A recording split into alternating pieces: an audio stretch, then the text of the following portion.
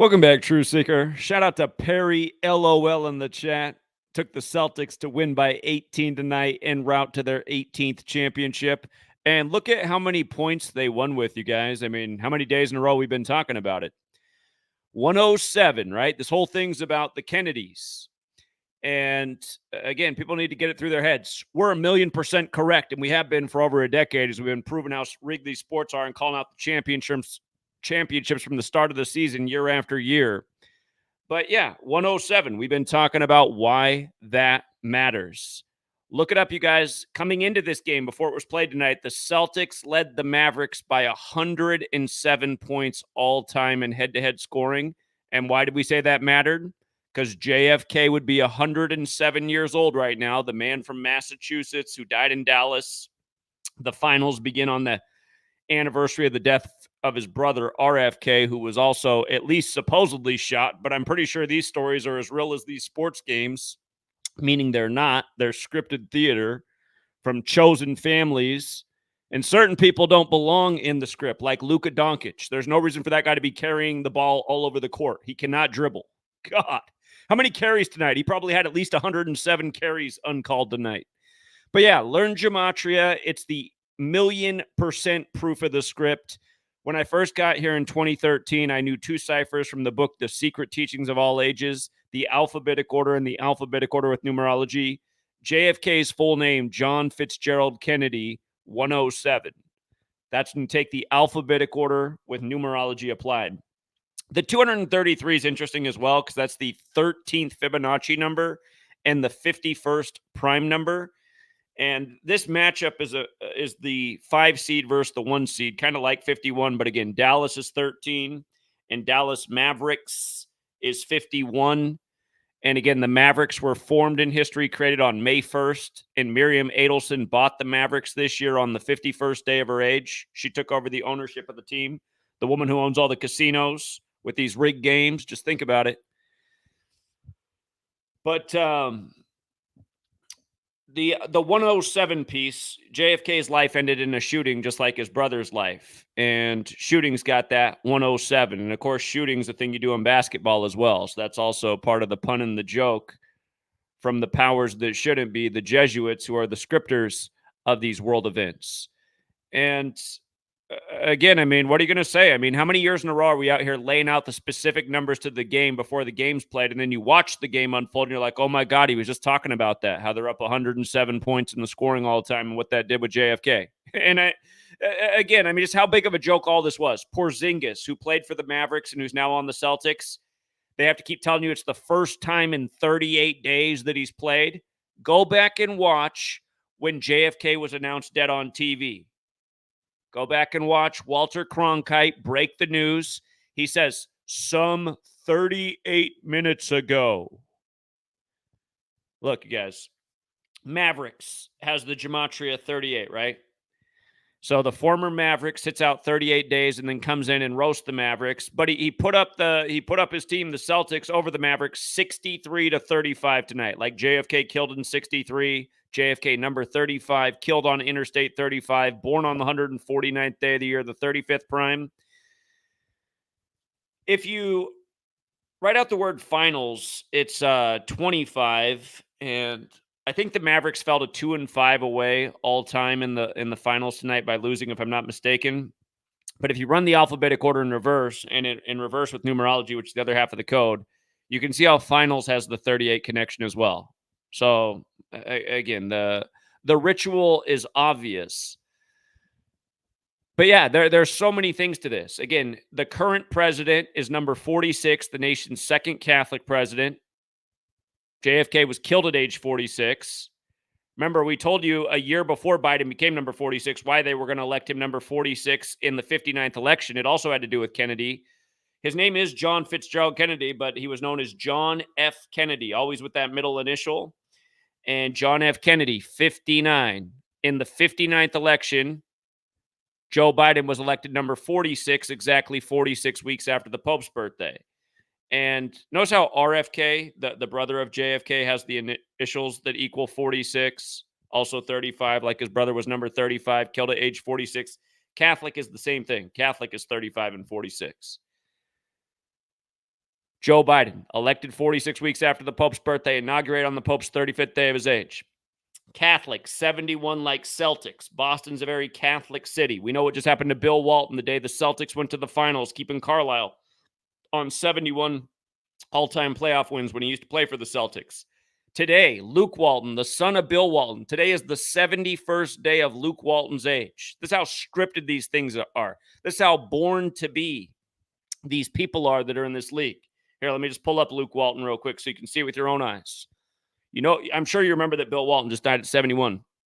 But Luke Walton, 44 years old, of course, cancer equals 44. JFK was the 44th term president. His father supposedly dead from cancer, but from his March 28th birthday, which, by the way, is the 87th day of the year, and Bill Walton played his last games with the Celtics in 87.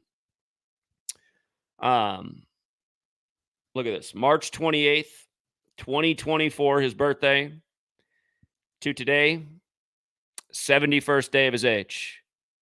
His father's final team wins game one of the finals. Again, Celtics 71 after his death at 71.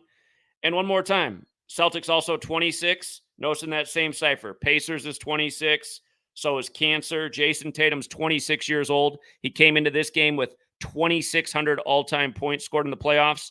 But Carlisle fell to 26 and 26 with the Pacers, losing that game the day Bill Walton died. Notice how Cancer's 118. Look at Celtics. 118. Look at Dallas, Texas. Dallas, Texas, where JFK died. Whoops. Let me spell it right. Dallas, Texas, 118. Dallas, Texas, also 71. Dallas, Texas, also 179, which is the 41st prime, going with how Dallas alone is 41, established in 1841. Beat the Timberwolves 4-1. Gave the Timberwolves their 49th all-time postseason loss. Again, we mentioned how John Fitzgerald Kennedy's 233, the 13th Fibonacci number. Dallas, we thought they had a good chance to be in the Western Conference Finals before the playoffs began because we saw if they won 113 games, that would put them in the Western Conference Finals this year. 113, of course, is a big number at the NBA. Tonight, though, I was wrong about... I was hoping that Celtics would win by 6 tonight to make them plus 113 on the Mavs all-time. That didn't happen. But again, you can't call out everything that's going to happen in the script. The point is, we definitively prove how scripted it is and how year after year it's synced with the politicians. It's paying tribute to history and all of the contrived history. I mean, there's a reason the word story is in history. It's his story. But again, about Joe Biden.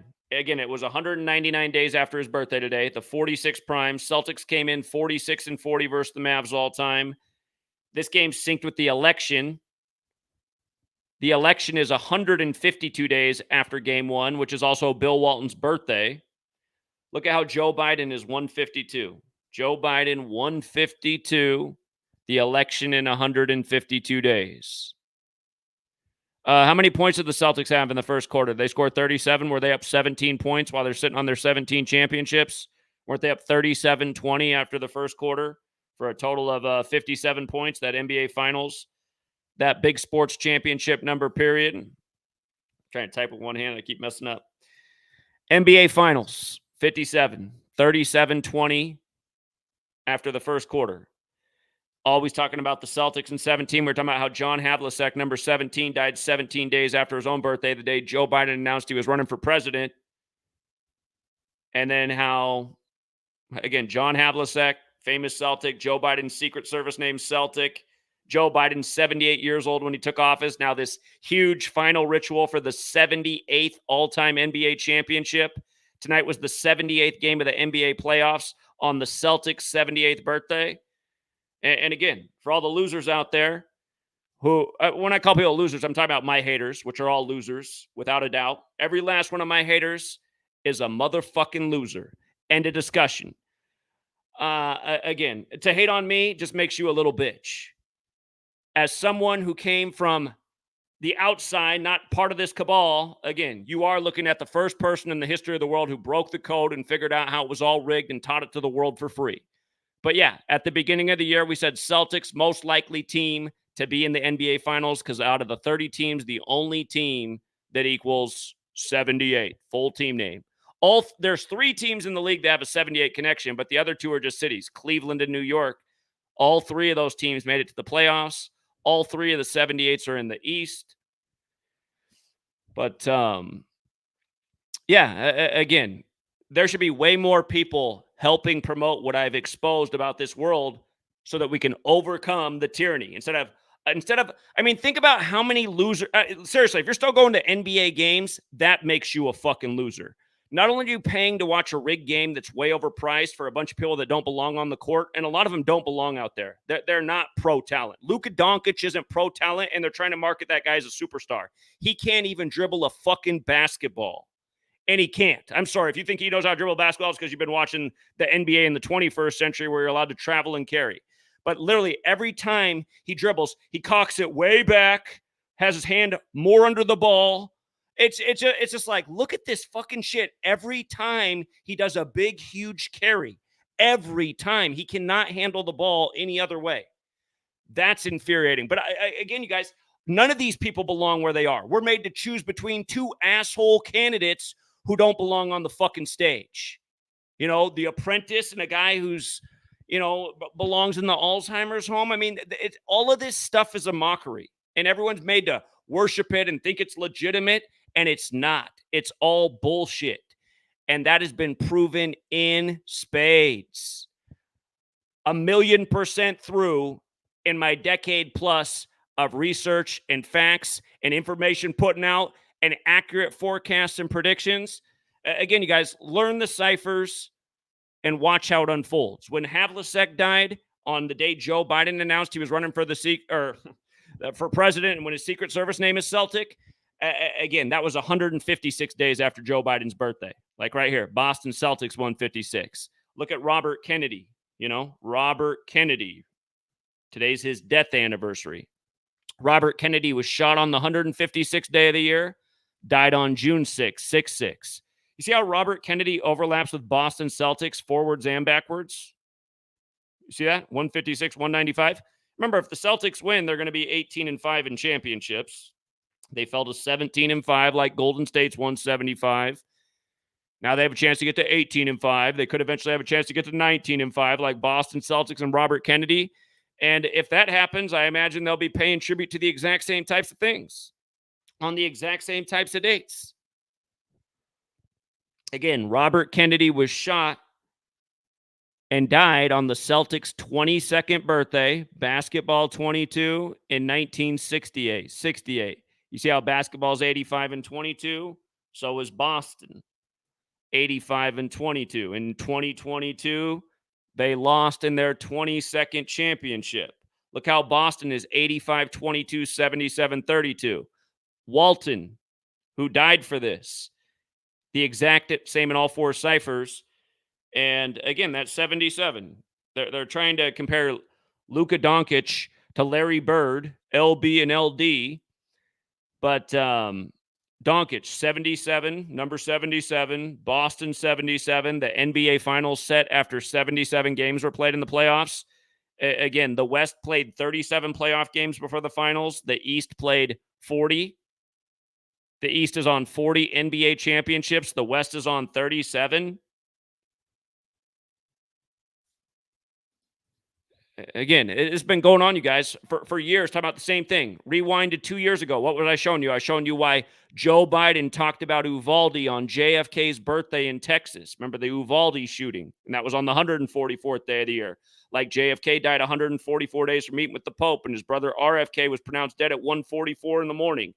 And again, JFK lost his son right before his death on the day, leaving 144 days left in the year. And Joe Biden, Georgetown simulated he'd win the 2020 election 144 days before it happened. President Biden equals 144, like Jesuit order, like the United States of America. But yeah, all these numbers over and over we've talked about with Boston rituals.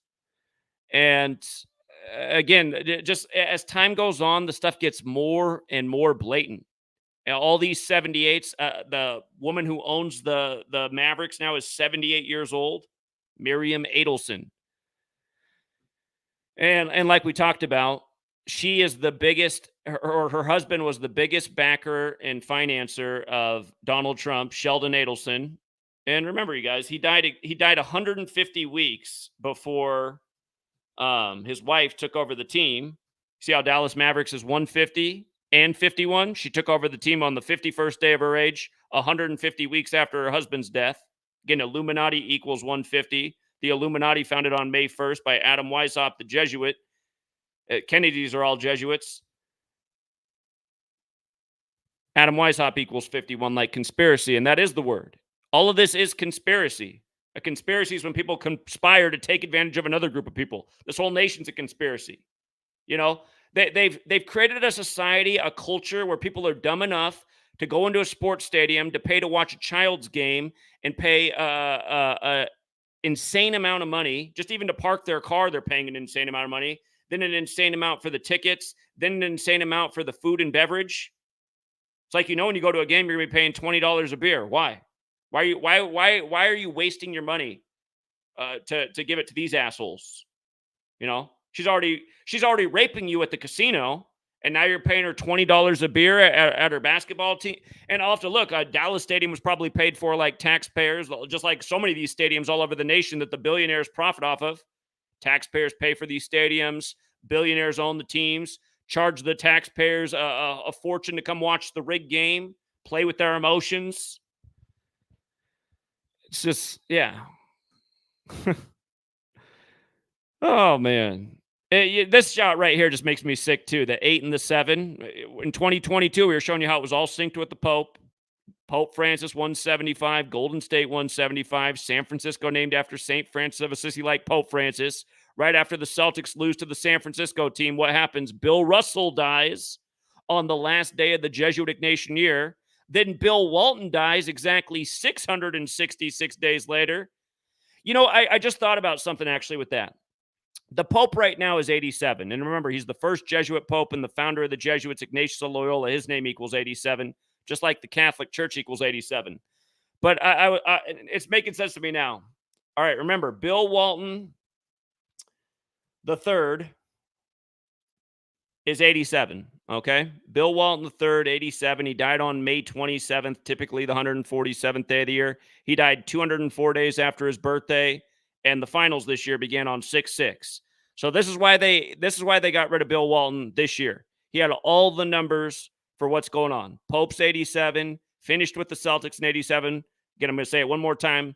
He died 204 days after his birthday. He died on May 27th, typically the 147th day of the year, and the finals start on 6/6. But in light of the 87, remember, number of the beast equals 87, okay? He died 666 days after Bill Russell, who played at the Jesuit University, San Francisco University, and then made his name with the Boston Celtics, and then dies in a huge Jesuit ritual right after those cities meet in a championship. Here, Bill Russell died July 31st, 2022. 31's the 11th prime. He won 11 championships. Might as well have won 20. But again, 31, 11th prime, won 11 championships. From his death anniversary to Bill Walton's death, 666 days later. They did this with John Thompson, too, when they killed John. By the way, John... In light of it being the 78th NBA Finals, you see how Jesuit has the 78 and the 84? And if I didn't say so earlier, of course, Kennedy is 78 as well. And they got Bill Kennedy reffing these playoffs. More mockery. But remember, John Thompson was the first black coach to win the college championship in basketball with Jesuit Georgetown. Did it in 1984 and then died unexpectedly at age 78. And then 666 days from his death, they changed the court at Georgetown in tribute to John Thompson. So you don't got to ask who's doing this. Again, the Catholic Church gave you the Bible as you know it with that Revelation 13:18 about 666. These people have built the world around us the way we understand it. That's why they say all roads lead to Rome. Rome's where our form of government comes from. This idea of occupying the peasants with entertainment in the Colosseum. That's why it's annoying to see how this stuff's used and to Like, I feel like everybody should know better. I feel like everybody who's breathing and has blood flowing through their veins and their lungs still work and they still have a brain in their heads, I feel like everyone should see exactly what I see. I don't know why they don't. That we're being made fun of, that we're mocked, that we're lied to, that our 13 years of slave school is not education, it's indoctrination, that these sports leagues are complete bullshit, and so are these elections. We're just we are forced down our throats with just nonstop bullshit all the time, and it's so obvious. And then it's like all these phrases that exist. Those who don't know history are doomed to repeat it. And then you realize like nobody knows anything about anything.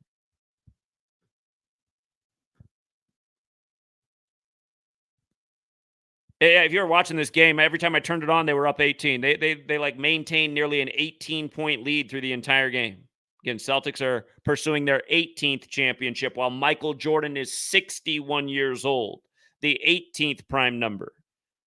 Remember, 61 and 18 is a powerful pairing. Roger Maris of the Yankees hit 61 home runs in 1961. 61 is the 18th prime number. Baseball equals 18. But remember where 61 gains its significance: in sacred geometry. In sacred geometry, the shape that represents God is the flower of life, made out of 61 overlapping circles. It represents God. In Jewish gematria, God equals 61. In English, Jesus equals 61. Cross, church, Christian, Christmas. So not arbitrary numbers. And you know what else? And think about it. Like the most Catholic city that has a pro team is the Celtics, and they dominate basketball. That term finals has the 61 as well. Finals 61. Mavs fall to 2-5 away in the finals. 101's the 26 prime, going with the whole Celtics 26, and Jason Tatum, their star, being 26 years old right now and coming into the this final series with exactly 2,600 playoff points. And then the whole Porzingis thing, they kept saying 38 all night. Just couldn't be any more obvious. But yeah,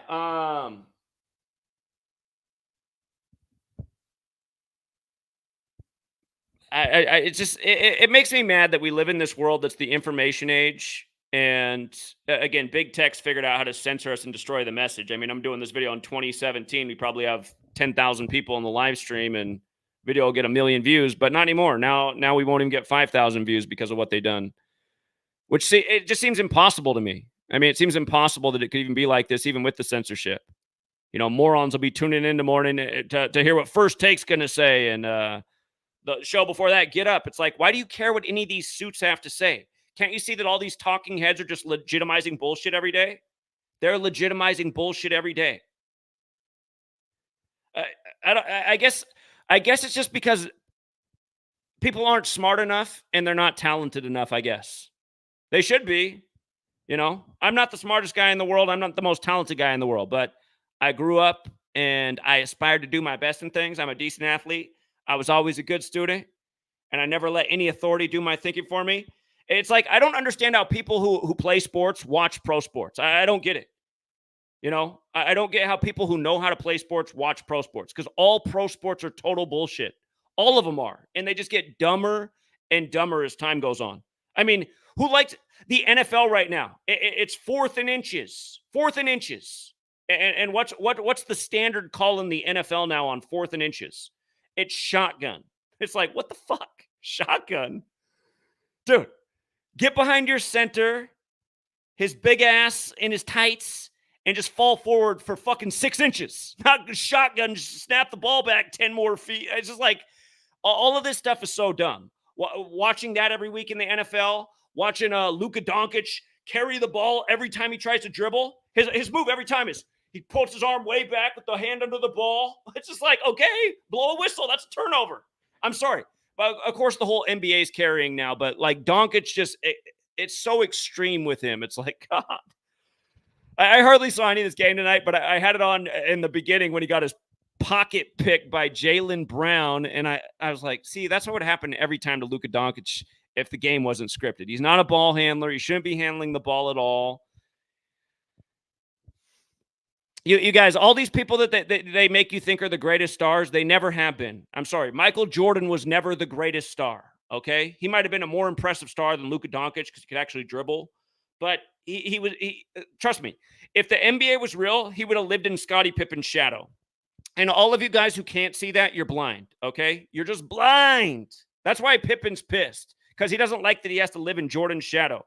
Pippen was more athletic, more talented, bigger, way better defender, could do everything, and then they couldn't let him win without Jordan, right? He would have won championships with the Blazers, but they wouldn't let it happen. Again, just it's always been an act. When Michael Jordan came in the league in that infamous year in 1984, David Stern became the commissioner, and David Stern has a quote. Look it up. He said, the NBA is not about basketball. It's about making stars. That's what he said. It's about making stars. And remember, it goes with Moses Malone being drafted out of high school by Utah, by the Utah Stars. Moses Malone equals 58, like star, like Kobe Bryant, like Los Angeles Lakers. Remember how they did Moses Malone and Daryl Dawkins at age 58?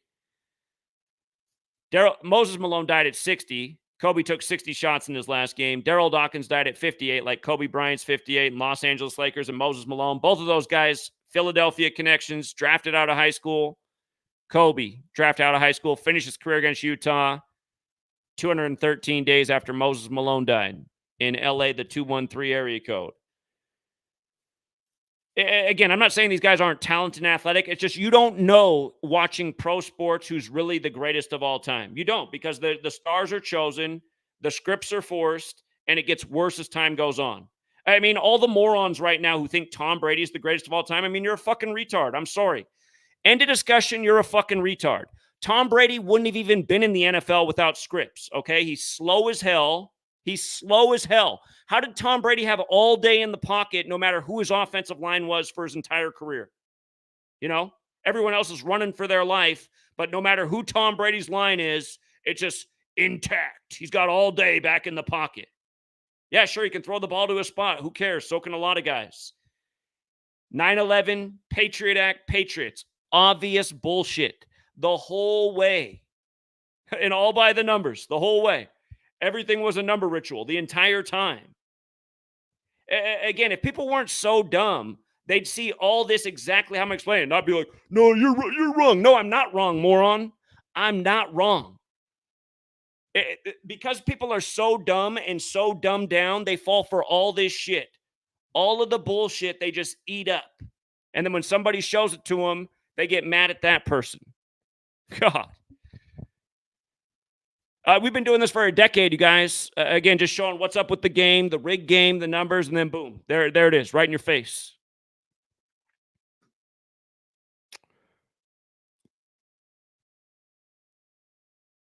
I'm thinking about the 206 points in the game. It's a bit like 26, like Celtics.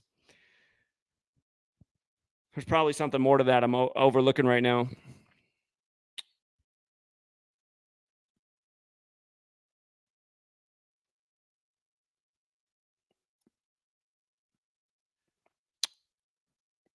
So anyway, nice work to Perry, LOL. I was going to take some calls for some people out there who watch these games and want to argue that they're real. Again, where's your argument that they're real? Like, where's your argument? Because I can go on here for hours and hours and hours on all the things we called and the dead-on number calls and explain how many sports games have been scripted with history. I mean, isn't that what we've been doing the whole time? USA Today, when they wrote their article about me in 2016, what had we done with that NFL season? We'd shown in week 3 why Peyton Manning in his number 18 jersey in his 18th season was going to ride off into the sunset, beating the Panthers in the playoffs, and why Von Miller was going to be the MVP of that Super Bowl. And we called all that out in week 3 because we knew Cam Newton would become the 58th quarterback to start in a Super Bowl because Huey P. Newton equals 58, and he founded the Black Panther Party in the Bay Area where that Super Bowl was. And I've been showing the same thing the whole time.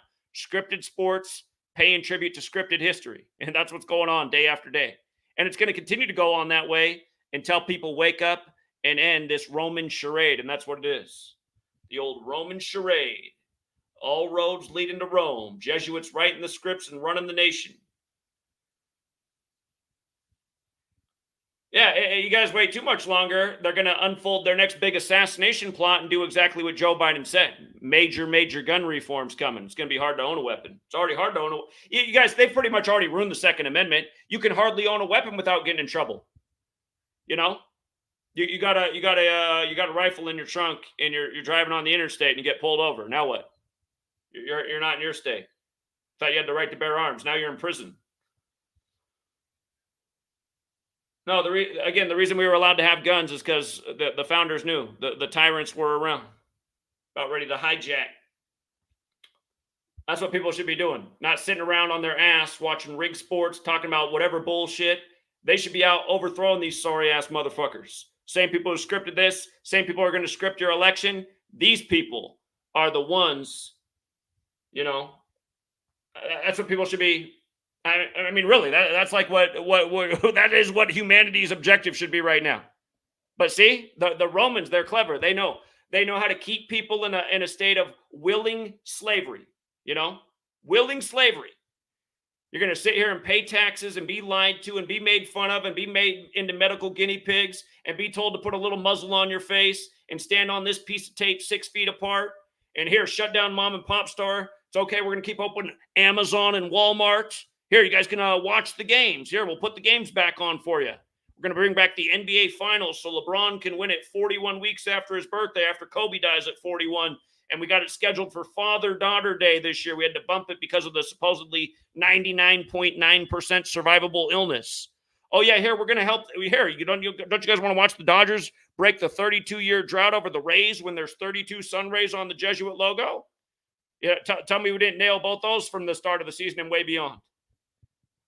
So many years we've just smashed these futures again and again. Chadwick Boseman, they had to sacrifice him that year on Jackie Robinson Day, the makeshift Jackie Robinson Day, and also Jack Kirby's birthday, en route to the Dodgers scripted World Series that year. They won the 116th World Series when African American equals 116, and they sent Mookie Betts to the Dodgers on 4-2 that year.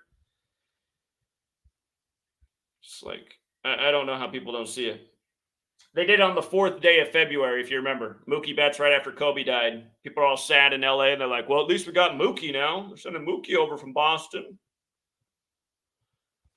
All right, hold on. Let me open up the phone line real quick, see if there's anybody out there. I hate doing this, though, because it's always the retard trolls that call in. Hey, retard trolls, just shut the fuck up and don't call in. How about that? And let's see if there's actually a real person in the world who wants to debate that sports aren't scripted. Instead of being the dumbass troll clogging up the line, let's see if we have a real caller out there, somebody who's provoked by what I'm saying, who wants to argue that sports are fine and morons should be funneling into the stadiums and paying $1 million for parking, tickets, and food to watch a rigged spectacle that's meant to pull on their heartstrings. Yeah, let me know who thinks it's a good idea. Again, everyone in America should be doing what I'm doing, calling this shit out, the ritual sacrifices, the rigging, and these leagues should be over with. I don't know how they're not over with all the information we put out in the last decade. Everyone's got one of these in their hands. You know what I mean? Why isn't everyone's phone buzzing right now with the rigged finals who just watched the basketball game? For anyone who's like, oh, it's got to be a coincidence. Yeah, stick around and watch a few more. Tell me how many more years of coincidence you need to watch as we keep piling them up. They're not coincidence. Evidence of the script. And these announcers are always telling you they couldn't have scripted it any better. Always saying it. All right. Here, let's see if we got any decent callers out there. Call in here. Come on, Boston. Call in and tell me that all your sports championships, Patriots, Celtics, they're not all rigged. Let's hear about it. Let's see how I retort and destroy your false perception of reality. Okay? Hey, you remember when you won the 99th NFL season and you beat the Dodgers in the World Series? Go back and see what we showed in July. In July, we showed why the Dodgers were going to lose to the Red Sox in Game 5, and no doubt Chris Sale would be on the mound for the 4-1 series win, because we saw Game 5 was 99 days before the 99th NFL season ended with Super Bowl 53, and Patriots equals 53, and Los Angeles equals 53, and that's the 16th prime, and there were 16 points in that game. But we had that all lined up in July. We said, Boston over LA in the World Series in Game 5. Chris Sale, Number 41 is going to be right there. Tom Brady going to win the Super Bowl at age 41. 99 days later, because New England's 99. Exactly how it unfolds. One of many, many dead-on correct predictions showing how all the sports are scripted together. Okay? These things have been undeniable. And remember how dumb that season was. The Patriots came in with 523 franchise wins, which is the 99th prime, and Aaron Donald equals 99, and he wears number 99, and his birthday is May 23rd, 523, the 99th prime. But all right, here, I'm about to put the number up on the screen.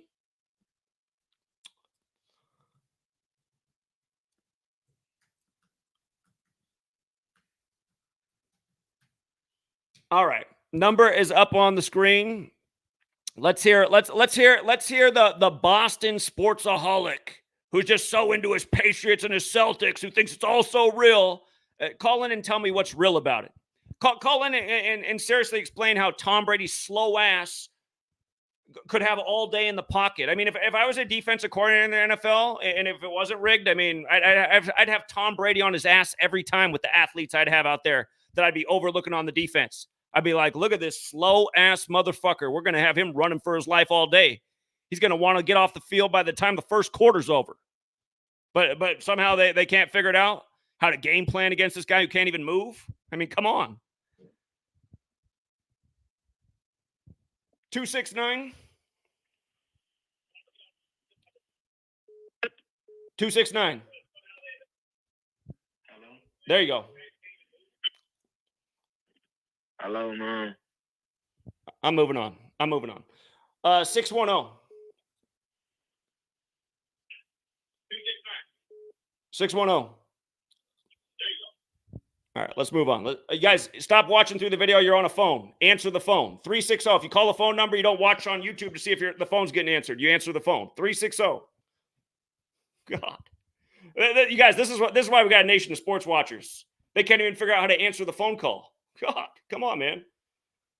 They're watching the YouTube video. It's like, what the hell? They called on the phone. You don't hear me talking through your phone?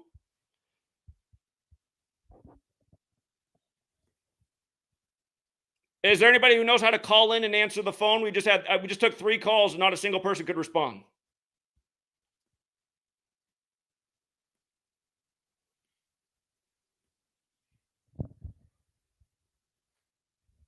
$502. 502. How you doing, Zachary? Okay. I didn't call in to ask how I'm doing. We're you know what the topic is? If you called in, let's get to the topic. What's your point?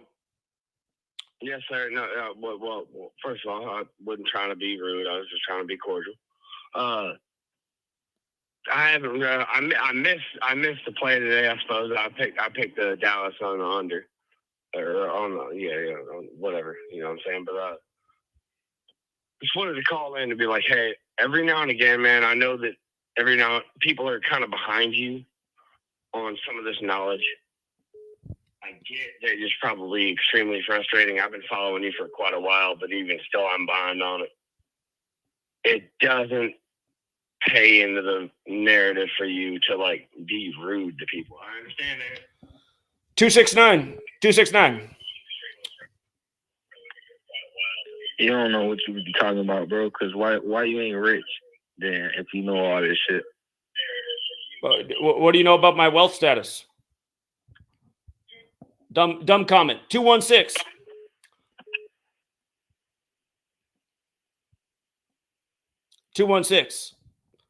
We're hearing the voices of dumb Americans, you guys. This is the problem with the country. Too fucking stupid. 610. Hello? Hello? Yeah, Zach. Yeah, hello? Can you hear me? Yeah. Yeah, so for my thing is, I do think it's rigged to a certain extent. I just want to understand from your perspective, how do you think it's rigged? Do you think like... Do I have to answer the same fucking questions for 10 fucking years? How do you think it's rigged? How much are these fucking actors paid? Are these guys paid the same rate as actors? Or is the highest paid position in America an actor unless you're a CEO of a company? Yes, it is. You control people with money. I mean, people call them with the same fucking questions like I haven't answered 1,000 times. All of these guys are overpaid assholes, Half of them have fathers that were in the league. They're born into it.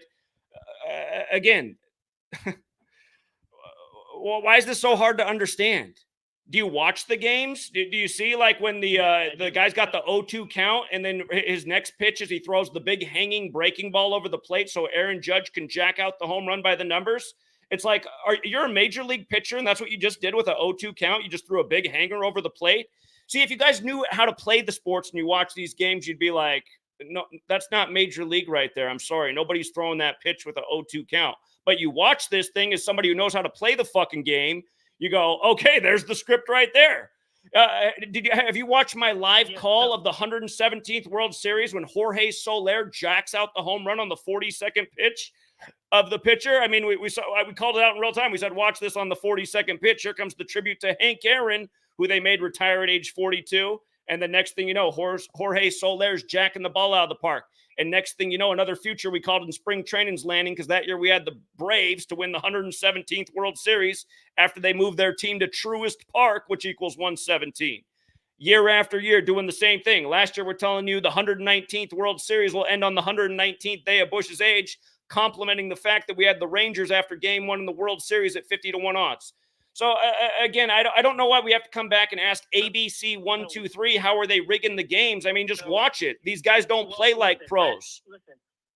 Yeah, I know. Well, listen, I played sports in high school. And as like a competitor, if you're going to go up to Kobe and tell him, okay, we're going to rig it for the Celtics this year, do you think he's going to accept it? Listen to what you just said. A competitor like Kobe. Do you know Kobe Bryant? I know his dad was born in the league. I know Kobe died at 41 after retiring 41 years after his draft. Dad was drafted by the Warriors. Again, I mean, the comment you just came back with, a competitor like Kobe. Kobe was born into the league. Have you read my, hold on, have you read my book? Have you read my book from before Kobe died? My book from 2017 about rig sports and numbers. There's a huge section on Kobe Bryant's career and 41, and that came out way before he died at age 41. On the Pope's 41st day of his age. And if you read that book that's 800 pages long, on the 29th page, it says it's the Roman Catholic Church that's rigging all of this. So do you think I look wrong when 3 years later, Kobe's dying at age 41 on the Pope's 41st day of his age, traveling from Catholic Mass, and then LeBron's winning the finals 41 weeks later on Father-Daughter Day? Yeah, well, I think obviously Kobe's death was, definitely something that was planned in advance. There's a lot of predictive programming with that, with helicopter. Okay, so again, I guess you're answering how it's rigged, right? So you called and asked me something that you already you know about predictive programming. Yeah, my thing is, I think it's through the coaches and refs, and they play a big part, especially like a Tim Donaghy. How can it just be coaches and refs? No, that's false. It can't just be coaches and refs. Are you seeing the things the players do? Yeah, if you think it's from a competitor standpoint, a lot of these players are not just going to accept the fact that. Hold on. How old are you? How old are you? I'm 30. You're 30. Okay, so I'm trying to think. 30. So about 2000, you would have been. God, you would have been a little kid. Go back and watch the finals back-to-back years that the Lakers won championships, where they beat Portland in the Western Conference Finals, and then they beat Sacramento the next year. Go back and watch. I'm a big Lakers fan. Okay, well, here, the Lakers are like the Patriots. The Lakers shouldn't have been in either finals that year. The Blazers, it wasn't the refs that screwed over the Blazers in Game 7 the year they lost. It was the Blazers. They stopped playing basketball. They had nearly a 20-point lead going into the fourth quarter. And then how did they play in the fourth quarter? They played like the modern-day NBA.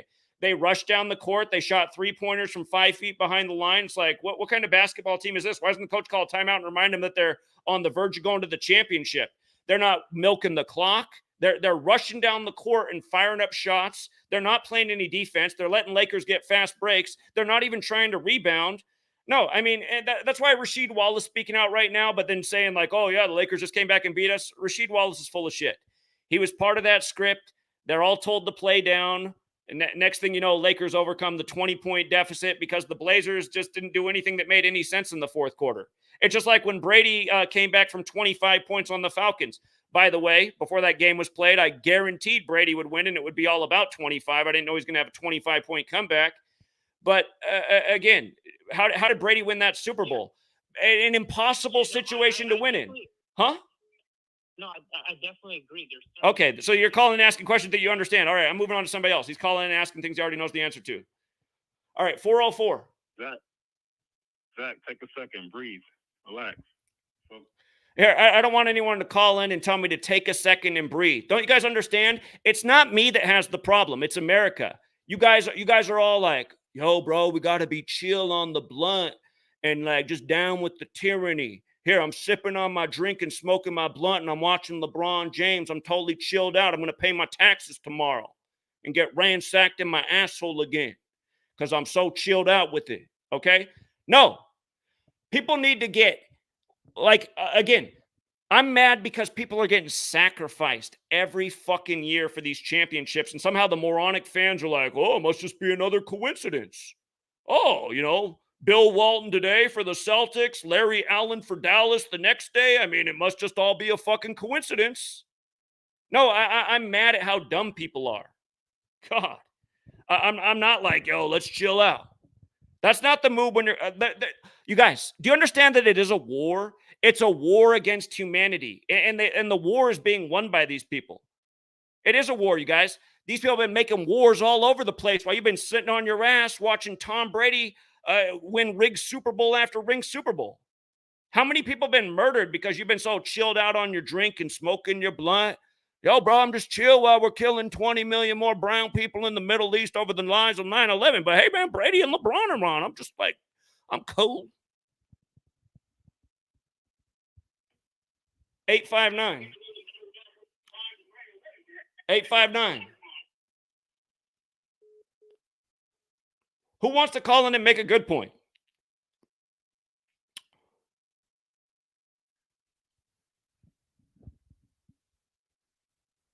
$908. Hey Zach, how's it going? I just wanted to thank you again for today. I hit a first basket with Al Horford in the finals. His full name is actually 130, and his birthday is on June 3rd, which was 3 days ago. So he's got the 36. And also, oddly enough, because today was D-Day, which I believe it happened in France, and he's from Dominican Republic. The flag colors of DR are the same as France, and I think Boston has a pretty heavy Dominican population. So I just fucking took a wild guess and put $20 in on a plus 800. So I just want to say thanks again for your hard work. I really appreciate you. All right, man. Well, congrats on the win. I appreciate it. Yep. Thanks again. For the comment in the chat about how I'll have a heart attack when the stream's over. No, not even close. Actually, the joke about me from the doctors has always been the same thing, that if my pulse was any slower, I'd be dead. I actually have super low blood pressure. That might surprise you as amped up as I am about how shitty this nation is, but even still, my blood pressure is good. Are you calling back? Is it the same 269 caller? No, I was calling in to say, did you see the Boston Celtics got their 77th win of the season today? I guess that makes some sense too. Today was the anniversary of the NBA's founding. They founded on June 6, 1946. You mean the Celtics? No, the actual NBA league. The league was founded on June 6, 1946. Okay. Well, it's the Celtics establishment date, June 6th. So that was actually, I want you to know, so that was 78 years ago. Speaking of the 78. Well, that's what we've been talking about. Today's. I'll check on if it's the NBA's or pro basketball. I know it's the Celtics establishment anniversary. They turned 78 today. It's the 78th game of the playoffs. Boston Celtics 78. So they actually paying tribute to the league today too. That's why the NBA finals started today on June 6th, because it's the founder date as well. So are you expecting the Celtics to get their 78th win for the tribute next game, or do you think they hold off for a special date? Well, we'll have to look more at that. I haven't looked at game 2 yet, so we'll see. All right, appreciate it, man. Thank you. 640. Some people, once they get on the line, then they just hang up.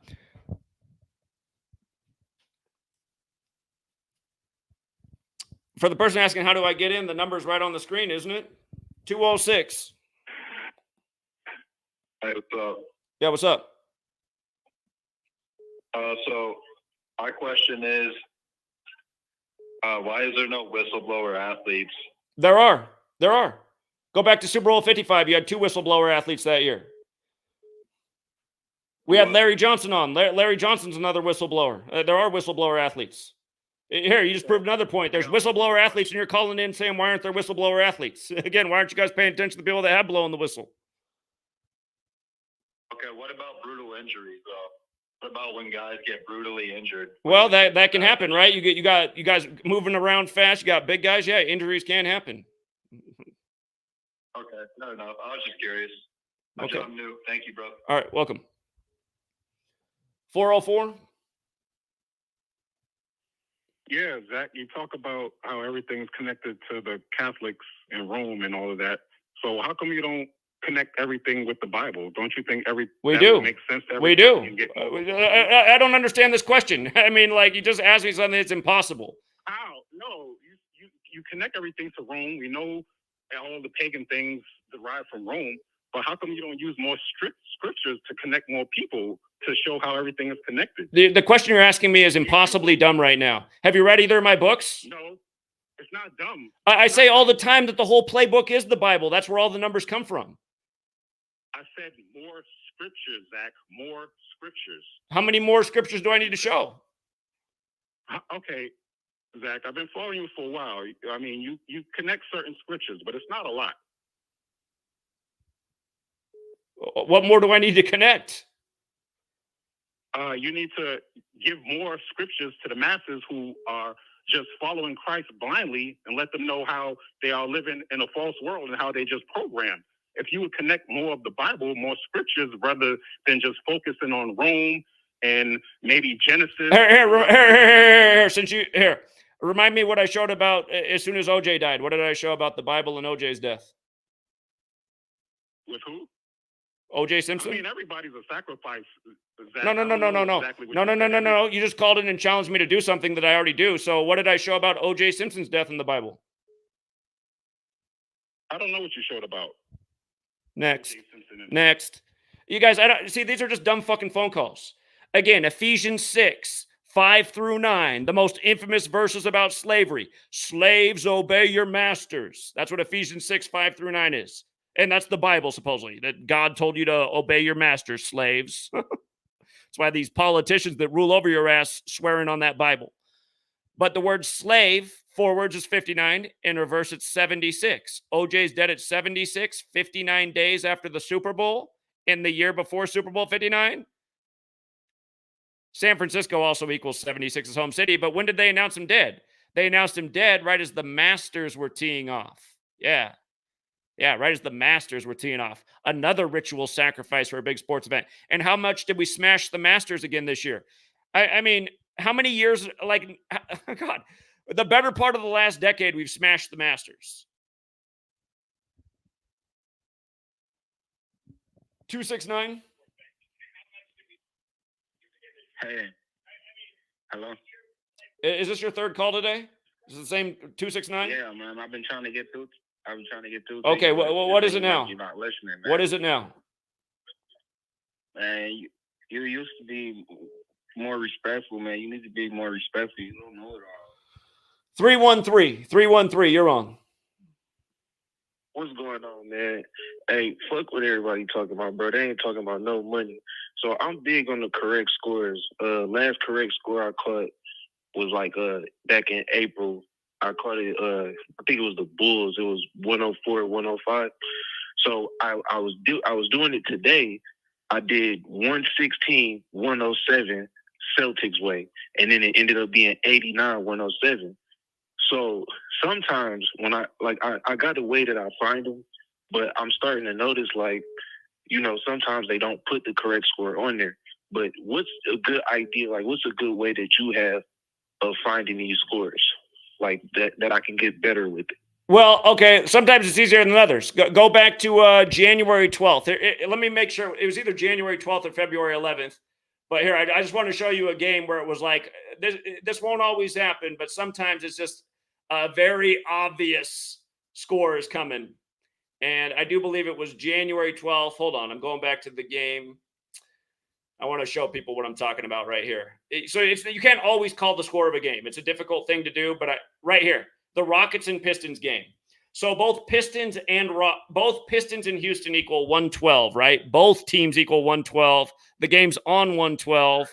And we said, look for the winning score here to be 112 points tonight. And sure enough, Rockets end up winning 112 to 110 over the Pistons. So, I mean, I can't call a score every game, but we'll do it every now and then. And sometimes it's just like because you have the double 112 team playing on 112.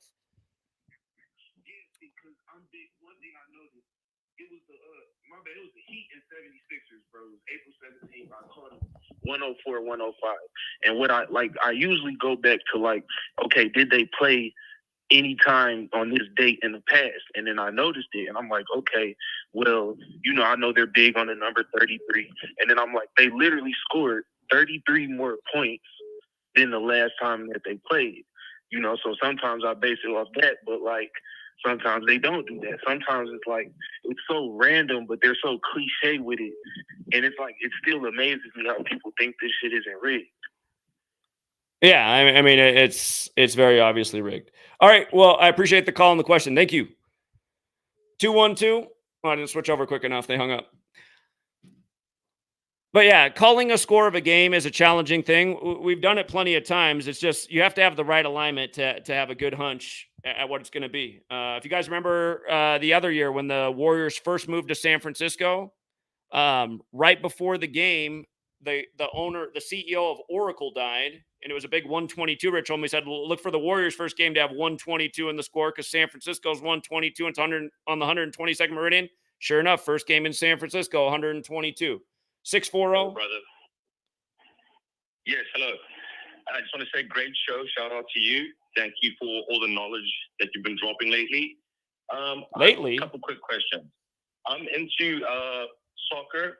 I call it football, but with the Olympics coming up and Copa America as well as the Euros, do you have any predictions or even on the medals or who you predict to be coming out on top for the upcoming Olympics in Paris? I haven't looked at that for a while. The last time we even started to think about that was right after the last World Cup. Were you here for the last World Cup? Yeah. Yeah, see, that was an easy one to call. I mean, it was just so obvious that they moved the World Cup to the day after the Pope's 86th birthday in Argentina, his native country, and won since 86. And we saw that if they beat France, France would become 2-2 in World Cup championships in 22. And Pope Francis versus... So I have to look more at that. I don't have an answer for that right now. International football is not really my big thing, but if I go back and look at my older research, we were starting to put a few things together for that. So I'll get back on it. I'm glad you reminded me. No, sounds good. I'll keep following, but thank you. All right, welcome. Oh, didn't switch over quick enough. Yeah, you guys, if you meet me in person, I'm not like this, but when I'm online, to get people to pay attention, again, when I talk this way, I know people will follow the video more than if I just come out here like I'm Mr. Rogers. 215. It was that. So that. Yeah, what's up?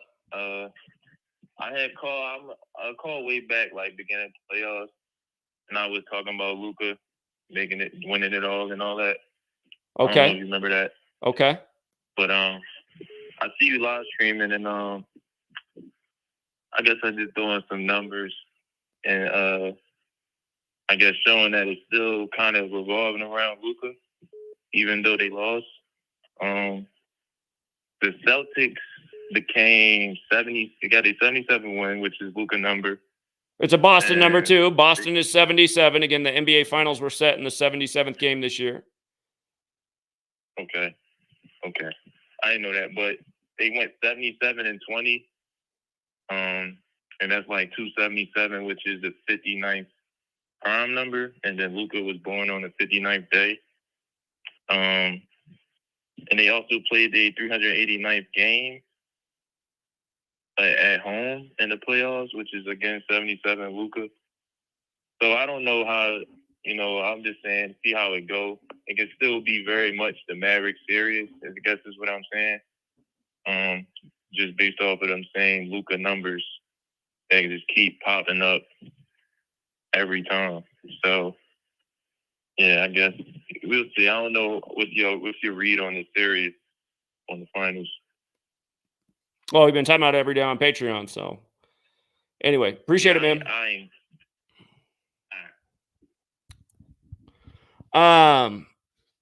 Yeah, there's a number I talk about with sports championships, no matter if it's college or pro or basketball or football or baseball. It comes up almost every year, and it stands out in a big way in this series too. So, but yeah, I'll save some things for the people on Patreon. Let's see. 414.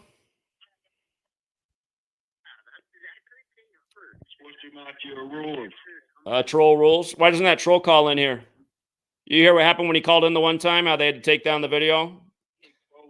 Yeah, he didn't expose anything. He's a fucking fag. Yeah, my full-time troll will never call in because he did that about what was that, like the end of 2022, the one time we were both on the stream it together, and he got his ass handed to him because he's a little bitch. What's up, 619? Hey, what's up, Zach? What's up, Zach? Yeah, what's up? To everybody that thinks that these sports can't be rigged and all that, even college basketball rigged to a T. Yeah, rigged to a T. I mean, how many more times we got to show it to you? This year, UConn wins by a total spread of 140 points in State Farm, which equals 140. The year before, in their 120th season, they win by a total margin of 120 points versus all teams. In all tournament, they're showing you the Hashim to beat ad when Hashim to beat equals 120 in Gematria. Year after year, scripted college, scripted pro, just follow the numbers, and it all lines up year after year. Go ahead. Yeah. Ask them why Skull and Bones equals 41 and 76, and that's exactly what Yale scored on 3-2. Yeah. Exactly. Time and full time. Yeah, exactly. And we loved Yale for that upset over Auburn. Yep. Yeah, we hit. I made 6,000 off that day. Boom. But hey, I think I got the winner for the race on 6-9. But I'll save it for the Patreon. I'll call in when you're on your Patreon live stream. Okay. All right. I look forward to it. Thank you. All right, take care. Yeah. Again, the reason I put this information out there is I want to see people do better. I'm tired of living in a society of fucking losers, and I'm sorry I do. I've been knowing that since I was a kid, and it's frustrating, especially in the 21st century, to just watch people walk around to all these agendas. It's sad, man. 859. Zach, this is off topic, but in the Bible it says, "Let them who have the wisdom calculate the number of the beast." Sure. Is that Gematria? Are they talking about Gematria? Technically, it's talking about isopsophy, but really it's the same thing. The word isopsophy has a numerical value of 666. What isopsophy is the Greek form of encoding numbers into words, because the New Testament was written in Greek. Gematria is the Hebrew form of coding numbers into words. And the reason I call it Gematria in English rather than isopsophy is because, again, the word English has the same numerical value as Gematria, as occult, as Masonic, and on and on and on. So, yeah, they're pretty much the same thing, though. All right. Thank you so much. All right, you're welcome. 210. Yo, Zach, I wanted to chime in on that, on how to predict the scoring for NBA games. Okay. For example, it was San Antonio and the Warriors last year. They had this huge game in San Antonio because they were going to play this in the Alamo Dome. That game was on January 13th, right? And 113 points were scored, the typical NBA number, right? Third. Yeah, I remember that. I think we thought that was a good chance there'd be that score in that game. Yeah, I had called that one while I was in Denver. I'm Yeah. from San Antonio, but yeah. Yeah. No, that's why the NBA in 113 is so redundant. It's not going to get, like tonight it burned me a little bit because I was hoping Boston would only win by 6 to be plus 113 all time against Dallas. Obviously didn't go that way. But the 113 does come up a lot with the NBA. Yes. And then plus also there's a parallel that's going on between 2008 and 2024. So they had released the movie The Strangers in 2008. And then they had released it again 2024. Again, The Strangers Chapter 1. Now, it's also an election year. You know, Joe Biden was the running mate for Barack Obama this year. He's obviously going up against Trump. And then 2008, the big three Celtics win it. And then, yeah, looks like the Celtics are about to take it again in 2024. 18-point win going for the 18th championship. All right, appreciate it, man. Yeah. Yeah, man, for sure. Have a good one. 804. Hello? Hello. Hello, is that? That's me. You got to mute your video in the Is that, background because the video's on delay. Just go through the phone. Okay.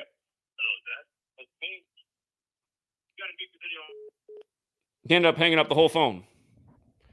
All right. Gematria's key 123 sees the special thing with Game 6. There's a lot of things that are interesting about that Game 6. Oh, you know what? 206 points in tonight's game, and Game 6 is on 20/6, isn't it? Interesting. 804. Oh, hey there, I called back. Yeah, what's up? I was calling the one if you noticed something about Super Bowl 36. The one that Brady won over the that's Rams? Yeah. Yes, actually, that's connected to Super Bowl 20. The Patriots' first Super Bowl was against the Chicago Bears. You know, the Bears won 46-10, and you know they won 46 points by the 46 defense they had. So that's clearly scripted because they had a safety like later on that game, I believe. I think Steve Rogan was the original starting quarterback. The team got in for Tony Eason, who were number 11, if I'm not mistaken. And they took him out. He couldn't even complete a pass. And after they took possession from Walter Payton's fumble at the start. I think it was like the second play of the game. So they basically kind of like, you know, knew what was going to happen or something like that. So after they took a 3-0 lead, that's when he was leading like 44-3, then it was 44-10, and then the safety made it 46 points, and they won 46-10, but they won by 36 points. And knowing like 2 more Super Bowl appearances, the Patriots, you know what I'm saying, end up being in Super Bowl 36. So that's no coincidence, you know what I'm saying, when it comes to that, because number 11 always, you know what I'm saying, has something to do with the Patriots' first 3 Super Bowls, if I'm not mistaken. So, Super Bowl 11 was the year that Brady was born, too, the master number. Again, for people who don't know, Chicago equals 46. We always talk about that Super Bowl because, yeah, they won 46-10 with the revolutionary 4-6 defense. Just the other night in baseball, you had the first game of the season for the Cubs and the White Sox facing each other, the 2 Chicago teams. And in that first game of the series, the White Sox pick up their 46th loss of the year. 46 is a monster number in Chicago. And Tom Brady also equals 46. So does Michigan. He was the 199th pick, the 46th prime.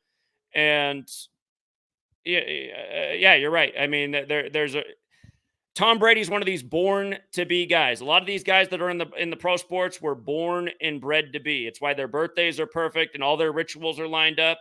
That they're chosen to play in these scripted leagues. Go ahead.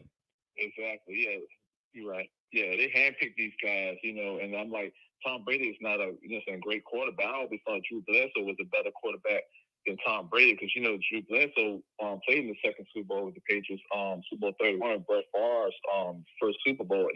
And that Super Bowl was also played in New Orleans.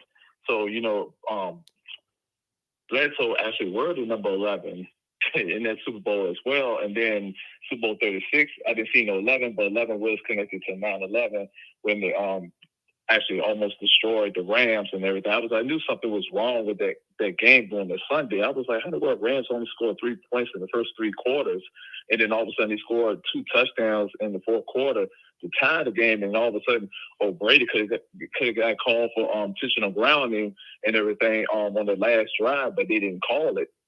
And as I go back and seeing these exposed, you know what I'm saying, videos about it, I'm like, oh, okay, all these Super Bowls are scripted and everything. Oh, Tom Brady's the hero and all this other stuff. And like you said, he's very unathletic. It's a joke. No, it's a joke. I mean, exactly. He's slow, no agility. And then look at his body, too. I mean, look at his body. It's like, you're in the NFL and you got a body like that. You got like bitch tits and you're in your 20s. Come on, man. Exactly, yeah. And, you know, also the Redskins, well, the Commanders, Redskins has the number 7 and 17 in their Super Bowls. And I don't know if you actually noticed that, but their first Super Bowl was Super Bowl 7 when they faced the Miami Dolphins. And knowing that Billy Kilmer was the starting quarterback, he were number 7. And knowing that the Dolphins won by 7, 14-7. And they completed a 17-0 season and everything. Matter of fact, Bill Kimmer were number 17, not 7. And then 10 years later, the Redskins and Dolphins faced in Super Bowl 17, which also had Joe Theismann, who were number 7, and the Miami Dolphins scored 17 points, and the Redskins won 27. If you add those numbers up, it equals to 44. And who was the MVP of that Super Bowl? It was the running back or fullback John Riggins, who were number 44. So I'm like, hold on, 44 total points in Super Bowl 17, and the number 44, the running back. Here, let's talk about. Let's not forget this one either. The way they code 42 all over Black history, and then the first time a black quarterback wins the Super Bowl, 4 touchdowns in the second quarter, and then 42 total points. Mm-hmm. Exactly. Yeah, exactly. And then the running back, Timmy Smith, which came out of nowhere, ended up having like 206 rushing yards or something like that, and then he scored the last touchdown of the game, last score of the game on the fourth quarter, which they equal up to 42 points. And I'm like, hold on, something is not, you're saying, rush off the Super Bowl, because, you know, Doug Williams, actually, he wore number 17. So there's the number 17 again. And I'm like, okay, so what was the announcement after that day, after January 31st on Sunday? It was Monday, February 1st, they announced they had O'Rourke, you know what I'm saying, passed away. So I'm thinking that something had happened to her, you know what I'm saying, like very tragically, you know what I'm saying, during the Super Bowl, because they use the Super Bowl as distractions as well as other reasons, you know what I'm saying, to deceive the masses. And, you know, I think she was born in San Diego, California, and the Super Bowl was played in San Diego. Stuff like this. Every year there's these obvious ritual sacrifices. Last year, Norma Hunt, the owner of the Chiefs, dies on 6/4 before the Chiefs' 64th season when Kansas City Chiefs is 64. And then sure enough, they go on to win the Super Bowl by the numbers. And again, they become 4-2 in Super Bowls in the first ever Super Bowl on the 42nd day of the year with a black quarterback who plays for the Chiefs, where the first one played for the Redskins, and the only other black quarterback to win a Super Bowl played for the Seahawks, which get their symbolism from the native team.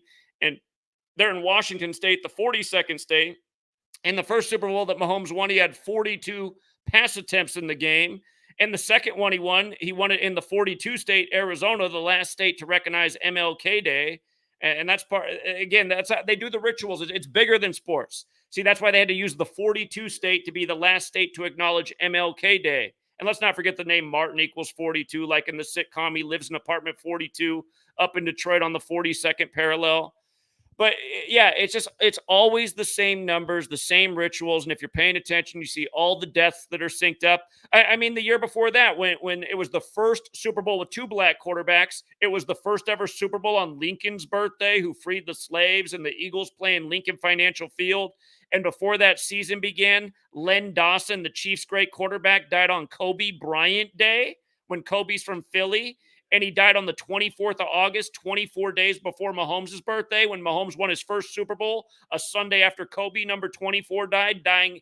And remember, Mahomes was 24 years old when he won his first Super Bowl. And then this year in 2024, he wins the Chiefs their 24th playoff game in the Super Bowl all time. When Missouri's the 24th state. And that's why there's something with Jason Tatum too, because he's from Missouri as well. And the Celtics got their 41st win of the year this year on the day of the Super Bowl, when Super Bowl equals 41. And again, in that game, we said Mahomes is going to toss 2 touchdowns because they're going to have 41 in the postseason for his career. It's just the same stuff year after year. So go ahead. Yeah, exactly. Yeah, you're right. And I noticed about the Head of Work thing. That on Poltergeist, the first movie, when Craig T. Nelson, the guy who played the coach on the TV show Coach, at the time opened his children's bedroom door, and I know Heather Rourke and the little boy who played her brother, he opened the door, and in the background you can see like a Los Angeles Rams helmet, and then you see like a drawing of a football player, and it says Super Bowl 1988. And I'm like, hold on, Super Bowl 1988? That movie came out in 1982, and it probably was like in production in 1981, if I'm not mistaken.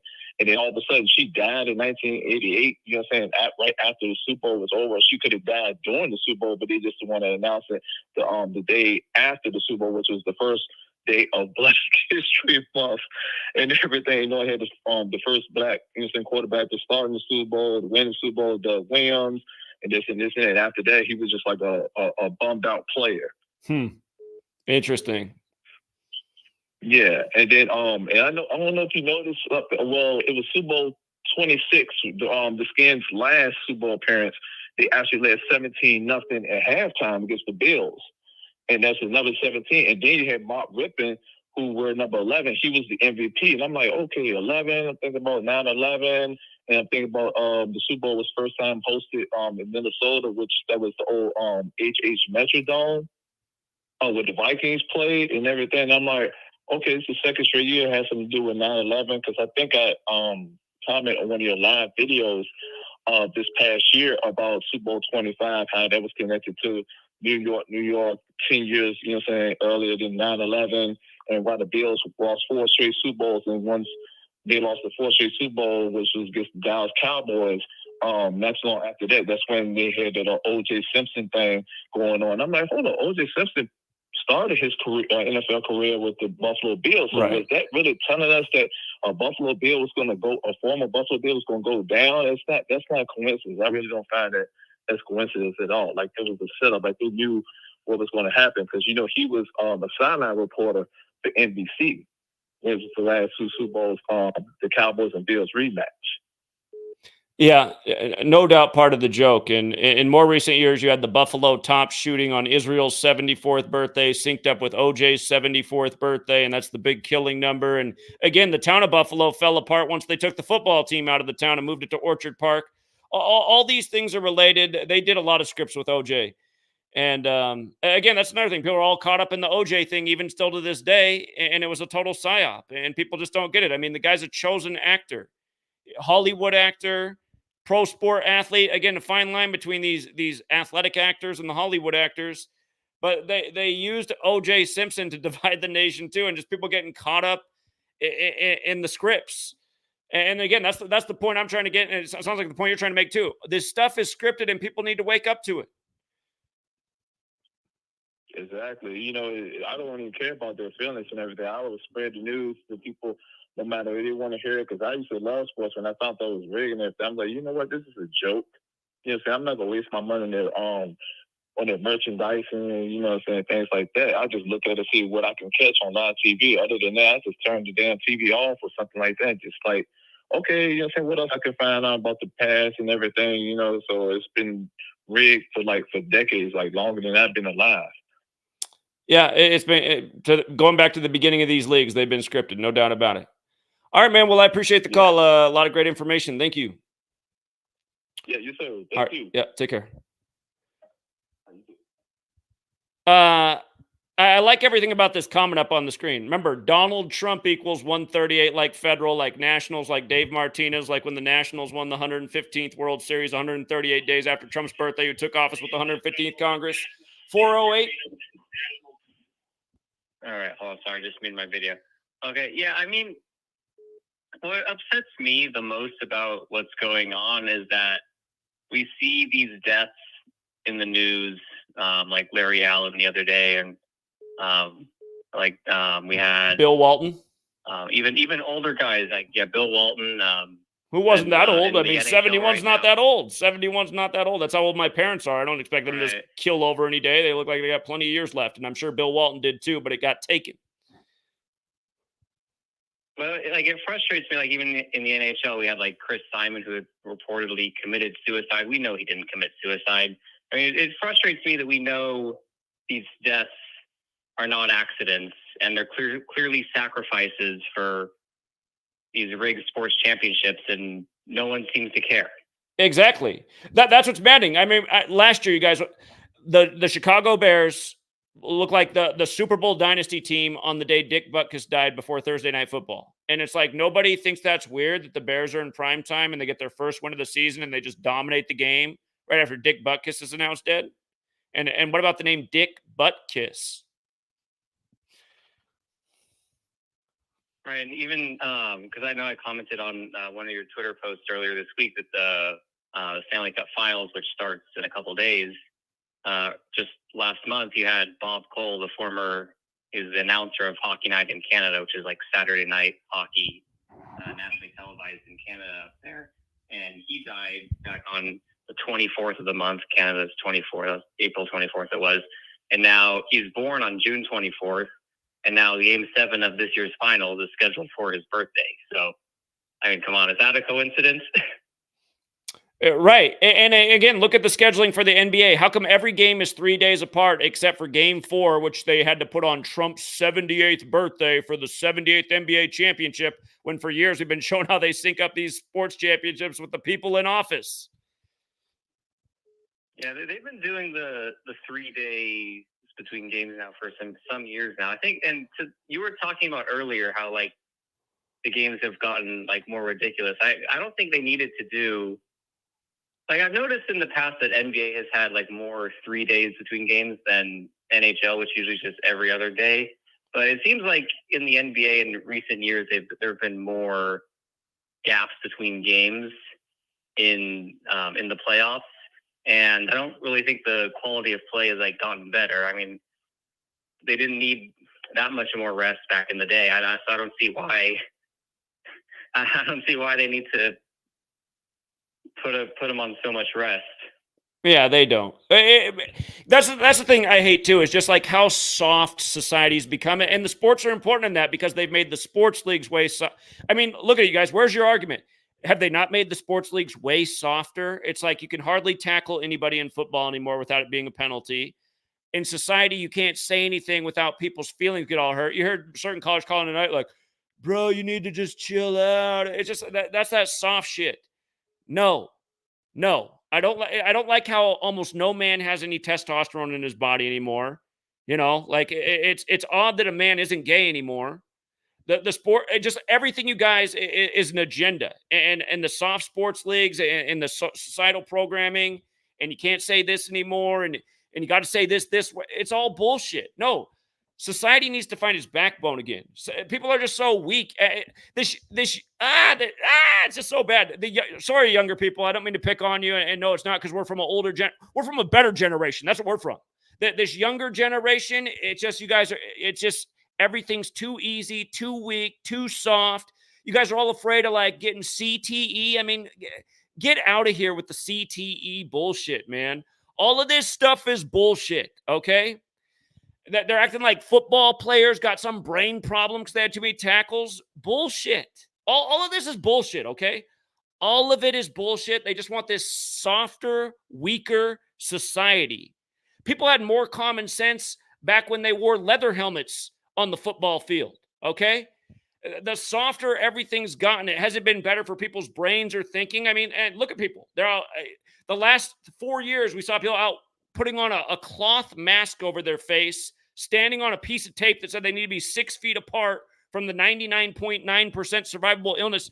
Since when does a little paper mask stop microscopic germ particles?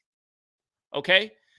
You guys follow what I'm saying? I'm putting a whole bunch of stuff here, but they're trying to convince you that it's just soft, right? People are scared of a little 99.9% survivable germ. It's pathetic. I want to bring back, the full-on tackles, the days of Ronnie Lott. I want, again, hey, if you want to go out in the football field and compete, you had to be willing to put up with that. Instead, it's the era of Tom Brady. You can't even tackle him. It's a penalty. Oh, you hit him here. That's a penalty. You hit him here. It's bullshit. Before Tom Brady, those were sacks. That was a sack. That was a fumble. That was a turnover. Now you can't even touch anybody. It's not good. It's not good to just watch society get softer and softer and gayer, which is exactly what's going on. So hopefully I'm making sense. Go ahead. Sorry, caller.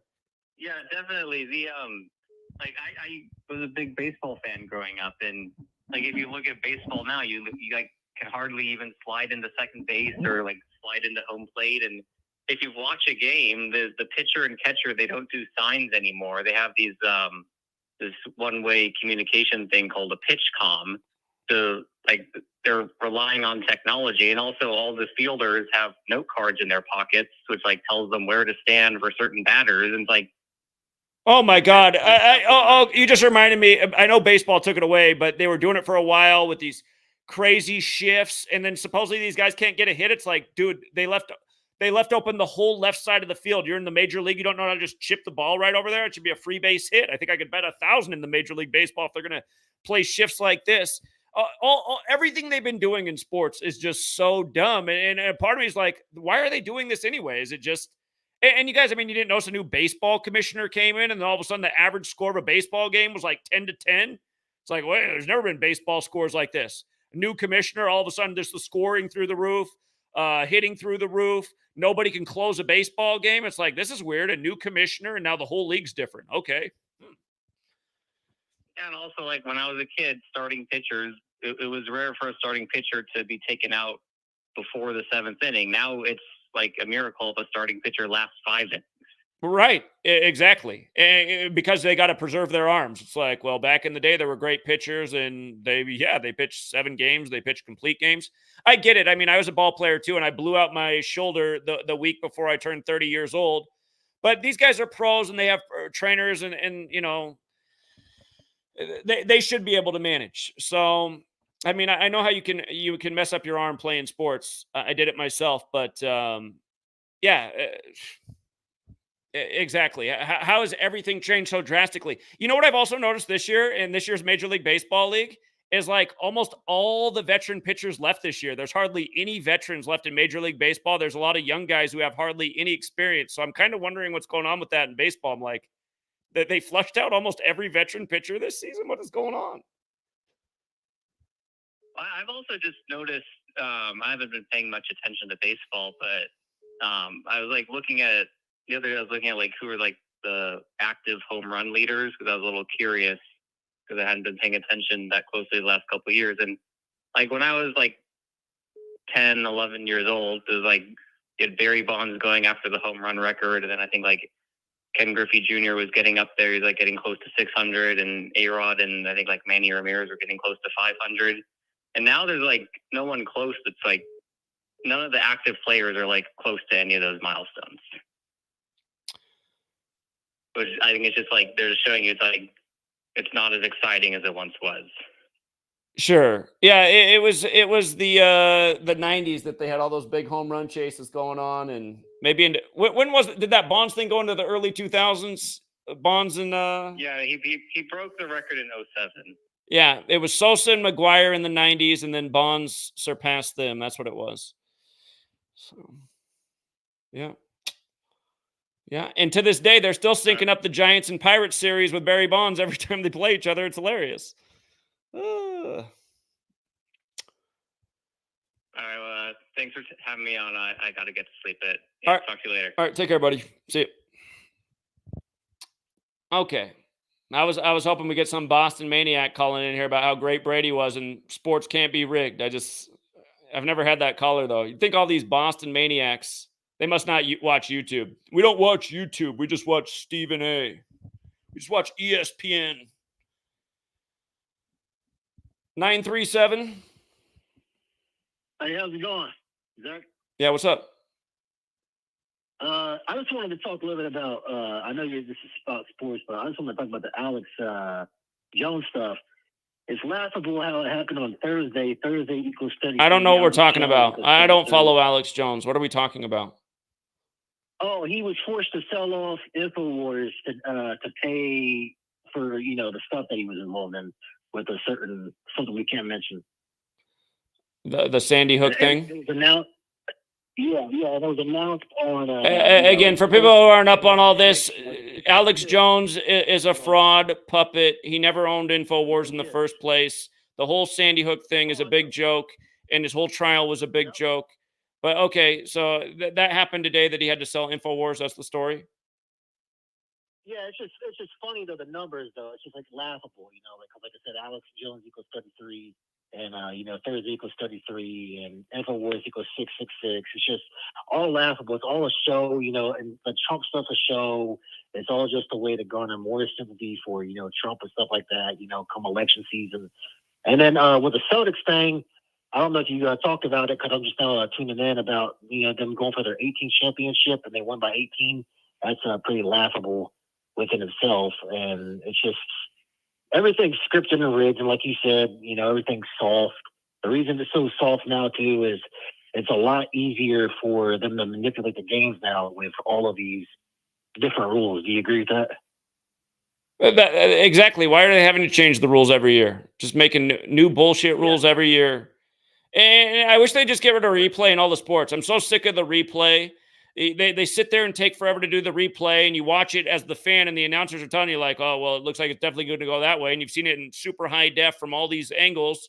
And then the ref comes back on and goes the other way, and you're like, what?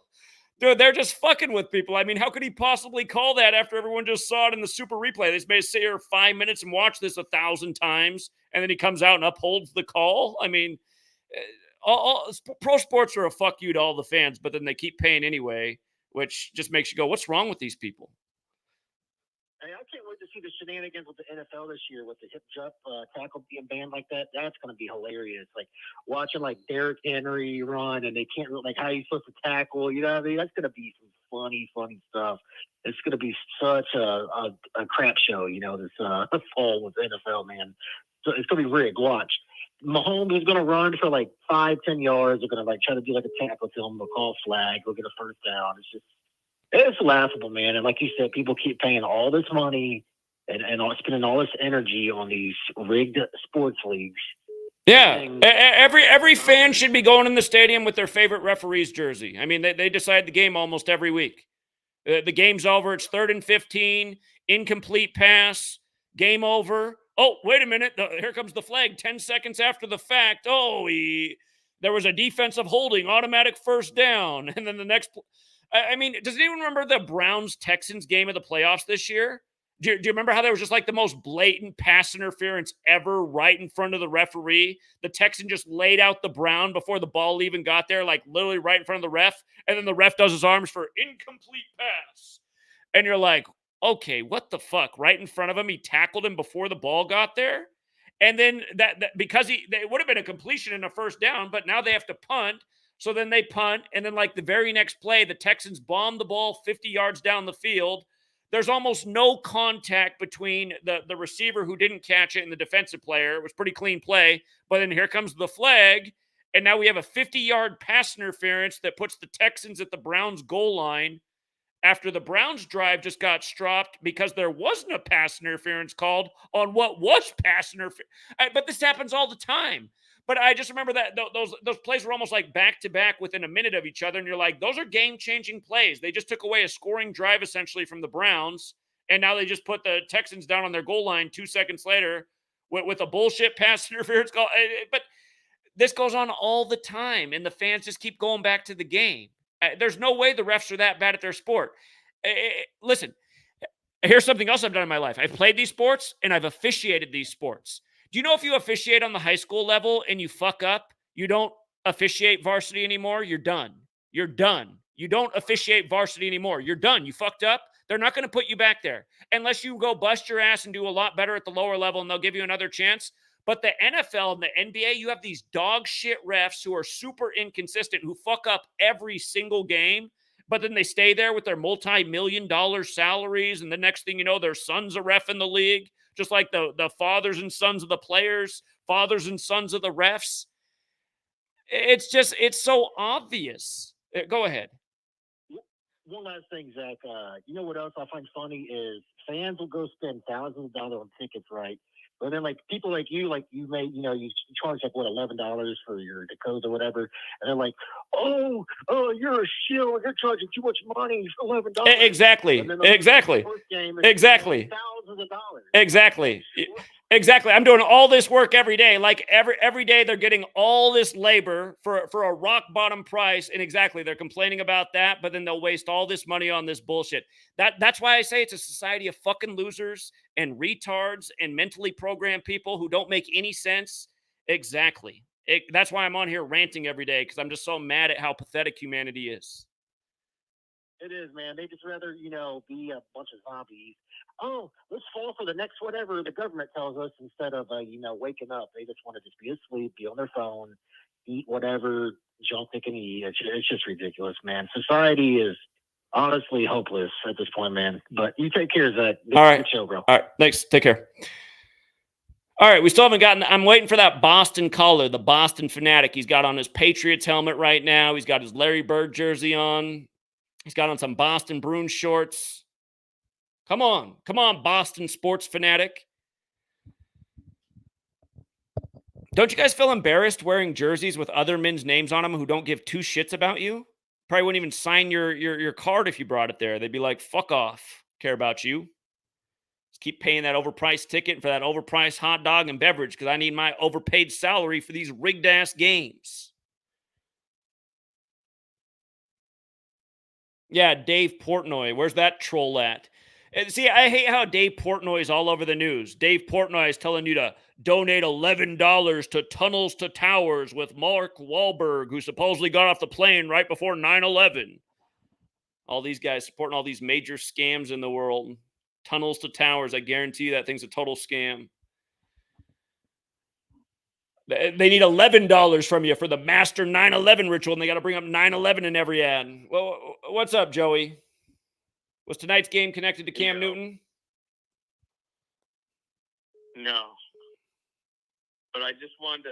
You keep saying there were 206 points in the game, but there were 196. Oh, am I doing bad I math? just wanted to say that. You're right. I'm doing bad math. You're right. Square root of 14. You got a thought on why they scored 196? Well, they scored 105 total at the half. I did see that. Triangular. And 196 So has a square root of 14. Yeah, so it's a double 14 thing. Where are they going with that? But the real reason why I called in was in regards to these players being born and bred for like these positions. Did you see how the lifetime ban in baseball? Did you decode that story? I forgot to look at that. I did see that was a story for a player the other day. Well, Marcano was the MLB player that has the lifetime ban. He was the first active player to ever get the lifetime ban, supposedly for gambling. I thought Pete Carroll has a lifetime ban. Or not Pete Carroll, but Pete Rose. But the day of this news of that lifetime ban was 9,028. And I'll get to how this was synced up with Pete Rose, because lifetime ban equals 51 like Cincinnati, and it was 51 days after Pete Rose's birthday. Okay. Why did you just say 9,028? What's the 9,028 got to do with anything? The 928 is because the commissioner's birthday, Rob Manfred's birthday is 928, and Marcano was 9,028 days old. Okay. That part's, I guess, interesting. The 51 thing's the big one. That's a huge number in Cincinnati. So, yeah, that makes sense. Yeah, not only does lifetime ban equal 51, but permanent ban equals 51, like Cincinnati. And Rob Manfred also equals 51. That's why, like, the 928 thing matters, too, because Rob Manfred's 51. He's 51 years old? Player that was... You're saying his name equals 51 or he's 51 years old? No. Oh, his name equals 51. Rob Manfred. Okay. Yeah. Rob Manfred, 51. It's all in the most pure cipher, too. The 51. Okay. But the other, Joe, for the record, Joe equals 51. And the other player, like the other notable player that got the lifetime ban, was shoeless Joe Jackson. Right, and they synced up Ray Liotta's death with the Reds game. They won 20-5 the day Ray Liotta died, who played shoeless Joe Jackson, and his name equals 205 in Gematria. Yeah, go back and look at that. The day that Ray Liotta died, it was synced with De Niro and the Goodfellas thing. But again, he portrayed shoeless Joe Jackson, which equals 205, and the Reds won their game that day 20-5. I mean, does that even sound like a baseball score, 20-5? No. But the one thing I will just quickly bring up about Cam Newton, because he has a Stanley Cup final synchronicity, Cam Newton does, with Connor McDavid. Of course, Connor McDavid, he was the first overall pick in the NHL draft in 2015. the year Cam won MVP. But look it up. Look up McDavid's initials, CAM. And his first finals appearance is against the Panthers. Like, Manchurian athlete. It's not a coincidence that his initials are Cam and his first finals appearance is against the Panthers. And of course, like I said, the 2015 NHL draft, the year Cam won MVP for the Panthers. And of course, that year the Panthers went to the Super Bowl, and Super Bowl's 131. And McDavid's birthday is 131. So, yeah, I just recently found that thing, that McDavid, like, has this amazing synchronicity with Cam. But that's all I got. Thanks for taking my call, Zach. All right. Later, man. You'll always get the Cam connection through Cam's biggest fan, Joey. I still remember when Tony Bennett died on the 202nd day of the year. San Francisco equals 202, and Tony Bennett's big song is I Left My Heart in San Francisco. He calls in to say that he died for Cam Newton. It's like, oh my God, stop it. Stop it.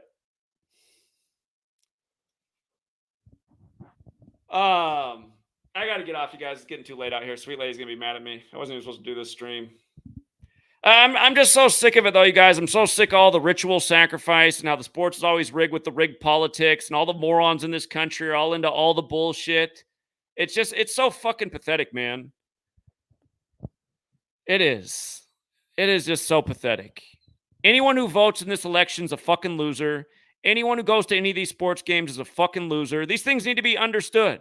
That needs to become the new culture, that it's unacceptable to do these things. It's unacceptable to participate in these rigged things that are based in these secret societies, fucking with humanity, sacrificing people. If you support these things, you are a fucking loser by definition. I'm sorry. You support rigged sports games that involve ritual human sacrifice, that makes you a fucking piece of shit, okay? I don't know where anyone's argument is. And if you don't think they're sacrificing people, you're a fucking retard. It's obvious they're sacrificing people because they make it blatantly fucking obvious every time they do it. And then you learn Gematria and you realize the same people that control the record studios, control these sports leagues, your Oval Office, it's that cabal. And they're putting out songs about how it's killings as simple as ABC is 1, 2, 3. And they're giving you songs like Gematria, the killing name. What's the over-under for how many more people are going to die before the finals are over? How many more big obnoxious deaths are there going to be before the finals are over? Then how many once they're already over that'll be obvious? Bill Russell, Jesuit educated, dies on the last day of the Jesuit Ignatian year. Here, I'm going to come back to the point about Bill Russell and Bill Walton dying 666 days apart. Look at number of the beast again. The day the Celtics clinched the finals, Celtics equals 71. Bill Walton dies at 71. Now the finals start on the 71st day of Luke Walton's age, his son. But notice, number of the beast, 66 like the final start date. And again, 87, like Bill Walton finished his career at the Celtics in 87. Like we talked about earlier, Bill Walton, he's Bill Walton III, equals 87. The Pope's 87. But the final start date on 6/6, Bill Russell, go back to the day he died. The 31st day of the 7th month. That day in the lot of the world's written 31/7. 317 is the 66th prime number. And how many times have they paid tribute to Number of the Beast over the years that we've documented with the NBA Finals rituals? They've done it a lot of times. LeBron was the first player to go to 6 straight finals since 66 when Bill Russell did it. And remember, LeBron equals 66. I know you're supposed to capitalize the B technically, but it's all the same. LeBron 66, LeBron James 66. So many beast rituals with LeBron. And, you know, there's other ways they do it too. It's like Kobe Bean Bryant, his full name, Kobe Bean Bryant equals 81.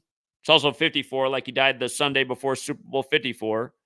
That was the Joe Montana Bowl. Joe Montana 54. Super Bowl 58 was the 54th of the modern era. Another Joe Montana Bowl. Chiefs won in the 1920 season, and then the first team to go back-to-back in 19 years when Montana wore 19 with the Chiefs. but Kobe had his career high at 81 in his 666th game. Look at the phrase mark of the beast, which is another biblical. The number of the beast is 666. The mark of the beast is when you wear it. But mark of the beast, 5481, like Kobe Bean Bryant, who had his career high 81 in his 666th game. The King James Version begins, here is wisdom, which equals 66, like New Testament, like math. 771. Zach, I wanted to bring to your attention the Patrick Mahomes tweet during the Western Conference Finals where he tweeted Luka. Did you see that? No, I didn't see. Mahomes tweeted Luka. What did he say? So the way he spelled it was with 2 Ks and with 4 As. And I think the reason he did that is because the way that it's spelled, it equals 58 and 59. So maybe they're hinting at Super Bowl 58, 59 that he's going to win both. Yeah, he could become the first ever quarterback to three-peat, like Kobe was the last athlete to three-peat. Yeah, it could happen. So the point is, everyone that thinks that, you know, Patrick Mahomes is just the guy who's actually behind his Twitter account, that's not the case. Right, and we've been talking about that. Again, years ago, we showed this thing that they put out in the media about Justin Bieber's like life planner and how they had like literally his whole year planned out. And in the special they showed on it, they showed like how they have his social media post planned out for months from now. It's like, okay, you guys, it's like a clue about what we're saying now. Everything these people do is by the numbers. I mean, they got it all scripted out for the whole year, what he's going to post on social media. Exactly. So everyone that thinks that these celebrities are really running their social media, or that they don't run their own lives. These people do not run their own lives. They're all in arranged marriages. I mean, look at how many of these star athletes are with busted women. It's like, how are you going to end up with a busted woman? No, that they're arranged. These people do not have control over their own lives. Is Steph Curry? Oh my God, Steph Curry's arranged marriage with the woman from Toronto, where his dad played, and the whole NBA Finals when Toronto beat Curry was synced up with his father and his wife. I mean, it's all planned out way in advance. So, and born in the same hospital as LeBron. Yeah, exactly. Steph Curry and LeBron, who went to 4 straight finals, born in the same hospital in Akron, Ohio. I mean, come on. Right. So I just wanted to make that point that for everyone out there that thinks that Mahomes just tweeted that in on the fly. It was when Luka hit the Western Conference Finals game winner. Again, everything is planned out so far in advance. Go back to Mahomes' first season as the starter, 2018. The Kansas City Royals, his dad's a baseball player. Remember, his dad got his 3rd DUI just days before he got his 3rd Super Bowl. We were talking about that back then. But go back to the 2018 season, the Kansas City baseball team. What was their record that year? 58 and 104. What does Mahomes do in the 104th NFL season? He wins Super Bowl 58. Scripts. And again, that was the 54th Super Bowl of the modern era. Baseball equals 54 like Joe Montana, like 54 ounce in a game for baseball. And don't forget that now Mahomes has basically sacrificed both his dads because his biological dad does the shaming ritual and his stepdad dies in the stands in his game. His fiance's father died at the game where he passed Len Dawson's passing record. Yeah. So this guy is totally selling out for the spot, man. So everyone needs to stop riding his nuts, stop trying to idolize him, stop watching the games, stop idol worshiping these fags. Yeah, literally, stop idol worshiping all of these sellouts on the world stage. All these shit musicians handed to you, shit actors. I mean, like Ryan Reynolds, why is that guy a movie star? He fucking is the worst actor I've ever seen. How is he a movie star? You really think he started a cell phone company too? I mean, just I hate at this day and age how just like literally everything being shoved down everyone's throat is like at an all-time low. I mean, they're literally trying to tell you that Luka Doncic might be the best player in the NBA. The guy can't even dribble a fucking basketball if the rules are enforced. He literally cannot dribble the basketball without carrying. That's not basketball.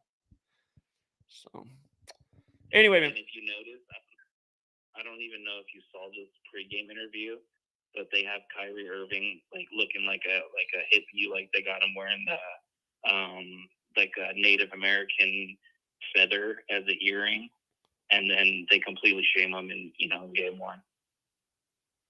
I missed that whole thing. Okay. Yeah, again, he's the enemy of the league, right? He's Mr. Anti-Vax. And let's not forget that New York ended their what mandate did they end on Kyrie Irving's birthday? I got to go back and look, but New York's like, I can't remember if it was you must have the vaccine to go in this, whatever it was, they ended it on Kyrie Irving's birthday. It's like, come on, man. While he was playing for Brooklyn. So. And people think that he's a hero. You need to even stop falling for the staged heroes too. Like he's not fighting for truth. He's not. Right. He's the chosen character. They told him to. He's the chosen character. When they told him. Yeah. When they told him to promote flat Earth, he promoted it. And that's because the reason they chose Kyrie Irving to promote flat Earth is because it's Washington Irving, who's the guy who promoted the false history that everyone thought the earth was flat until Christopher Columbus sailed, which is bullshit. The Greeks figured out the earth was spherical. And please, all you flat earth tards, please stop saying the same dumb false lines which you guys always put out there. Oh, so what? You believe the shape of the earth that NASA promotes? NASA doesn't have anything to do with the shape of the earth, okay? The shape of the earth was discovered through mathematics thousands of years ago. Mathematically verifiable. But you can't convince the retards of anything. So, anyway. And I'll close out with this. For everyone out there that just wants to sit on their ass, keep ripping the bong, wants to just get another pack of Cheetos, bro. Nah, bro. Like, we're running out of time. Exactly. When that fucking loser called in here at the beginning of the stream, like, exactly. Thank you for saying that, because the one guy called like, bro, man, just chill. Dude, you know what fucking time it is? Do you know what time it is? Everyone should be mad as hell and not willing to take it anymore. It should have been that way a long time ago.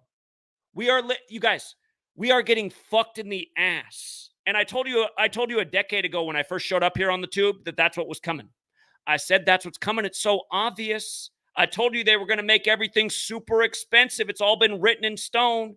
Agenda 21, Agenda 2030, they're going to price you out of living. They're going to get rid of your ass. Again, we saw it coming. Now it's all happened and it's unfolding and it's going to keep happening and more. And people are still like, it ain't that big a deal. It's a huge fucking deal. If you guys think it's okay to be lied to every day by a tyrannical government that steals your money every day, and that's what they do, they steal your money every day. All you guys who work, your money's getting stolen from you by the federal government, and you've been told it's legitimate because they gave you this word called taxation. The government shouldn't collect a dime from your paycheck. Not a dime. And for all you guys like, well, they gotta keep the roads fixed. Okay, fine. I'll pay taxes on roads. How about every time that we think the road's getting a little bit shitty, we take a vote as a community and see how much we got to pony up to fix the road? And how about we have somebody fix the road that's not the government? Because I know what it looks like every time I drive past a summer traffic project. First of all, they're repaving a road that doesn't need to be paved, and they're creating a needless traffic jam. But then there's 20 fucking idiots in a circle watching one guy dig a hole. And I'm like, look, what are we paying? 21 times the value to have the road fixed? Why are there 20 dumbasses standing there around the one guy who's down in the hole with a shovel? You guys, the whole thing is a fraud. Most of the roads will be fine for almost forever. We don't need to be paying any more taxes. None. Zero. Because look at where it goes to. Wars. Bullshit wars. Oh, way too much police. Who wants all these police? Have you ever needed the police when you actually have a problem? They don't do jack shit for you. How about give me the power to defend myself? So if some stupid-ass motherfucker who's threatened me shows up on my property, I can just smoke his ass and not have to worry about going to court and getting a whole bunch of legal fees. Because I'm not going to be shooting people unless they're coming to my house and give me in a problem. And now most of them don't have to worry about things like that. But see, I do have weirdos in the world who like to threaten me and make harassments and put out my address. And, you know, I've got cars crashing through my house on Christmas Eve like I had to deal with back in 2016. Again, just give me the power that I could smoke a motherfucker who comes at me. I don't need any police officers. I don't need to pay any taxes for any police either. I can handle myself. I can handle the rifle. You want to come at my house? I'm confident in my own abilities. That's the way the American people should be. Self-sufficient, not like, well, I need the Social Security program to save my money for me so I can retire someday. I need welfare so I can buy my cigarettes and Cheetos. None of this shit should even exist. None of it should exist. Why make a society that caters to the weakest people? Why? Why make a society that caters to the weakest people? Self-sufficient society, not dependent on government. I don't need to be paying any money in taxes to government. I don't think there's anything the government can do for me. I don't think there's anything. I don't need your slave school classroom. I don't need that to learn about Christopher Columbus every year and how evil Adolf Hitler was. While these presidents over here are bombing brown people all across the world. Oh, Adolf Hitler's the only evil racist, not the leaders in this country that are always finding some new group of brown people to bomb every year. No, I don't need any of this indoctrination. I don't need any of this bullshit. I don't need the latest NASA launch, which is all, again, for all you flat earthers, just because NASA's a scam, that doesn't mean the Earth's flat, okay? Learn logic. Where does NASA scam say the Earth is flat? Where does that compute? Sunrise and sunset. I didn't want to talk to flat earthers. They're like, you don't understand perspective. It's just actually just... No. You're a moron who's illogical that comes to false conclusions, like a lot of other people. But again, seriously, go ahead. That's exactly why they have to perpetrate on the news every day that we live in a violent world, so that everyone's a pussy, everyone's a little bitch. They're like, no, the gangsters, man. Last week, didn't you hear? Everyone got shot up at the mall. Yeah, exactly. And all that stuff's only happening on TV. Exactly. Nobody's seen any of that happen in real life. It's all on TV. It's all on TV. Because of exactly the reason that you said. That's not how humanity really is. You'd be surprised how peaceful things would be if we were just left to our own communities. Yeah, exactly. But they have to stir up all the ideas and fear, because then that's what makes people think like, oh, that's why I want to pay all the tax money for the police to keep me safe from all their bullshit illusion. And again, you guys, look at how expensive everything has become the last 4 years. Look at how much everything costs compared to what it was 4 years ago. Homes, insurance, food, fertilizer. But what hasn't changed in price at all? Technology. TVs are the same price. Yeah. Computers are the same price. How's this possible? Because it's all bullshit. They want you to have the technology, right? They want you watching the screens and getting indoctrinated and believing all the bullshit they're shoving down your throat. Again, you have to be stupid to not put these things together, and most people are. Go ahead. And for everyone out there that backs the military and shit, nah, dude. As soon as they're done taking over every country, what do you think they're gonna do to us? Yeah, I get tired of listening to all the bullshit about these wars have kept us safe and for our freedom. There isn't a single war that's helped make any of us more free. Not a single one. None of them. Yeah. No. Every time there's a war, everybody becomes less free. That's what I've noticed. Are we more free because of all the soldiers that went over to the Middle East and killed a whole bunch of brown people after 9/11, which was done by our own country to us? I should say by our own country. I should say by the people who control our government, who are not on our side. The people that want to be in power and govern over others are people who want to control other people. Period. End of discussion. I don't have an interest in being a government official because I don't want to control other people. The only reason I'd ever want to go into politics is just because it would give me a platform to expose the government. Like Ronald Reagan, when he was president, what did Ronald Reagan said? He said, the only thing we have to fear is the government itself. And he said he wanted to make it so small he could drown it in a bathtub. But you know what? Ronald Reagan was a Hollywood movie actor who was full of shit.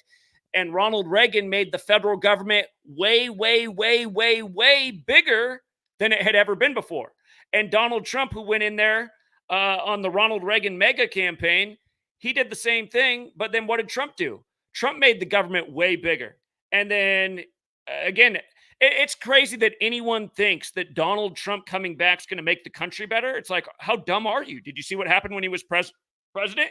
He went along with the Switzerland lockdowns, printed a whole bunch of money, ended people's businesses by going along with these lockdowns. I'll tell you what, if I was the president of the United States, I would have said, fuck you, New World Order. Fuck you, Switzerland.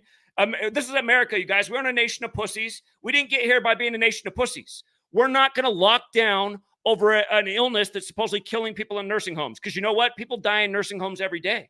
And the stats say that this thing is 99.9% survivable if you have an immune system, which means it's very unlikely you're going to die. So we don't need to be living in fear of this.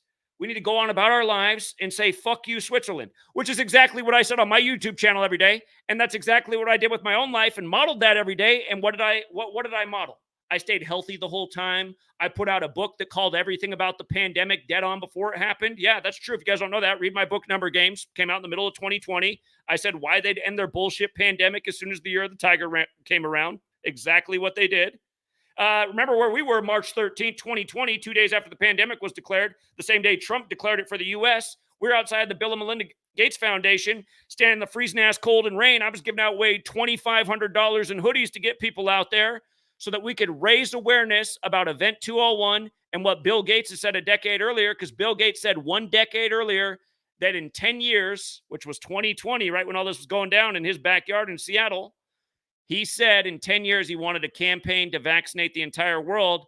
And he also said at his TED Talk that we need to reduce population, and we can do it if we do a good job with blank. And the blank is VACCINES. Go listen to yourself. Listen to his 2010 TED Talk, Innovating to Zero. And again, this is what drives me nuts. We live in a society where almost nobody knows about any of this, but then they know all this stuff about Tom Brady's box score and how fucking great he is because they're fucking retards. It's like, no, he's not great at all. He wouldn't even be in the NFL if the shit wasn't scripted. So anyway, you want to wrap it up for us, 771? Yeah, I do. And I want to just respond to that last part about Tom Brady being a piece of fucking shit. If the NFL was real, Michael Vick would fucking win the Super Bowl every year. Well, exactly. And no, Michael, there's no way that Michael Vick's team would ever lose to Tom Brady's team. And again, the reason I don't like the United States, you guys, and I really don't, I'm a people person. If you meet me in person, I'm nice to people, but ultimately, I really do not respect or like the people of this country because where am I wrong? I mean, is this not the country where everybody finally got outraged when Michael Vick was fighting dogs? I mean, what a society of fucking losers. You weren't mad about being lied to on 9/11. You weren't mad about losing your rights and liberties through the Patriot Act after 9/11, which was an obvious lie. You weren't mad that we're bombing the shit out of brown people who had nothing to do with it because you fell for the whole psyop. Here, I want to make another point actually too. You know, Fox News 20 years ago, I don't like Fox News, but Fox News back when they were battling this idea of gay marriage, which the Democrats were starting to promote 20 years ago, Fox News was saying, well, if we have gay marriage, then next thing you know, everybody's going to be fucking their dog. And I used to say back then, I'd be like, okay, that's so extreme. Okay, because people become gay, then people are going to be fucking their dog next. Like, I thought that just sounded totally ridiculous back then. But have you guys watched the advertisements that are on TV all the time lately? I'm starting to realize they are going to cultivate a society of people who fuck their dogs. Look at these advertisements on TV where I mean, you guys know what I'm talking about, right? The new ad campaign where like the guy's at his house and the girlfriend comes over and she's like, you got dog food in your fridge? And he's like, yeah. She's like, that's kind of weird. And then it shows him throwing her out and then it shows him getting all cuddly with his dog and they're playing a love song in the background. It's like, oh my fucking God, dude. They are, because again, people just do what they see on TV. There's somebody watching that ad and they're starting to get a more romantic idea about their dog. I see that it's coming now. I'm like, it's amazing how they move society with their programming. But just watch, you guys. You guys think I'm joking right now? I'm not joking. People are going to be fucking their dogs. Just give it a few more years. These ads are telling us where they're taking society. And it's all part of the depopulation. You thought it was bad with the transgender thing. Just wait until half of America now makes love to their dog. They're showing you in stone through the screens. All right, 7-7, closing remarks? No, I have, I'm going to close out right here. But honestly, people might not believe you or me, but to your point where you just said people will do whatever they see on TV, you said that people will be taking COVID tests up the ass. And that happened. Yeah, that happened. Later, they put one out and everybody fucking started doing it. Yeah, they started requiring it in China. In China, you had to get the anal probe, make sure the COVID wasn't in your asshole. Yep. Yep. All right, man. Good talking to you. All right, take care. All right. Yeah, all you guys out here who don't like the way I talk and don't understand why I'm mad, it's because you're part of the fucking problem, okay? You'd be mad if your head wasn't up your ass, okay? You'd be mad if you had to live all of your life and see how dumb your fellow man was. They couldn't figure out what you had figured out at age 7. And sadly, that's not an exaggeration of a statement. That's a true statement. I saw that pro sports were rigged when I was 7 years old, back when Jordan was getting away with everything in the NBA. And it's 20 times worse now, but yeah, it sucks being smarter than the average adult when you're 7, and then by the time you're 40, you're just totally frustrated with it. Thank you, another War Machine. I will have to get Sweet Lady some flowers because she's going to be mad at me for tonight. She's going to be like, Hubbard, all the ranting so late at night. Shout out to John Mendoza, always with the generous dollars. Shout out to Jared Jaguar with the 444. Appreciate that.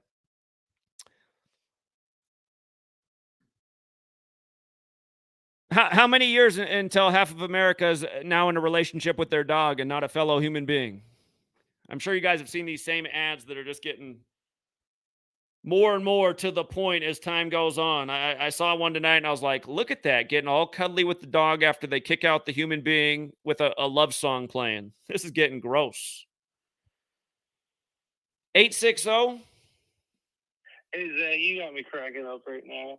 You should, like, imagine just doing stand-up comedy and your whole act is just, like, you just do numbers and you just, like, make a joke out of everything. Like, if I was a stand-up comedian, I'd have to take some karate lessons or something because it would be a fight every night on the stage, so.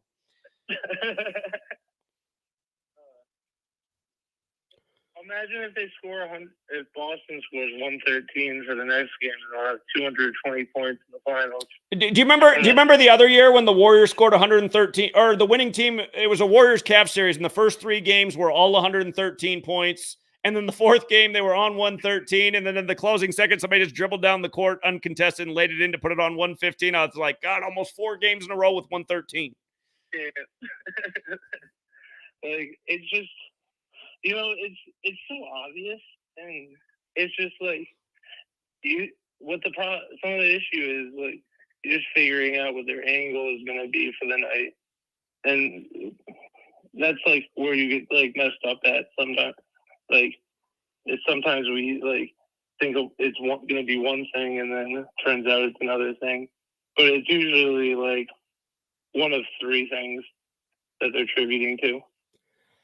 Indeed. Yeah, when you can get on the right side of the narrative, you can really take advantage. So, all right, man, appreciate it. But yeah, have a good night. Yeah, you too. Take care. All right, shout out to Ashken Betts. Thank you very much. Call 613. What do you mean call 613? I have a missed call from 613. Is that what you said?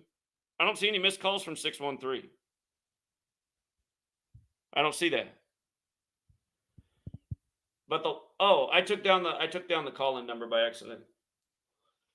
Thank you, Uncommon Truth Shaman. I haven't seen a $20 super chat since forever. Thank you. Appreciate that. I wish more people felt that way. Here, 613 is calling in now. 613. Yeah, I'm just calling to ask about women's sports because, like, girls talk a lot of shit, and like also Asian baseball. So like I just want to know like Asian sports and women's sports, your thoughts on those being rigged. Caitlin Clark equals 113, makes her WNBA debut 113 days after her birthday with all this focus on Indiana this year after Bob Knight died right at the start of the basketball seasons. But I mean like as in like all players, all women, like are they all acting? Because NBA like it's all actors, but like the women, like even the like are they really telling the dumbest of bitches like what's going on? Go to the YouTube channel Kayla Decode Talker. Kayla Kayla Decode Talker. She's been decoding the WNBA. Support Kayla's Patreon. She's tearing apart the WNBA. So yeah, it's rigged the same way.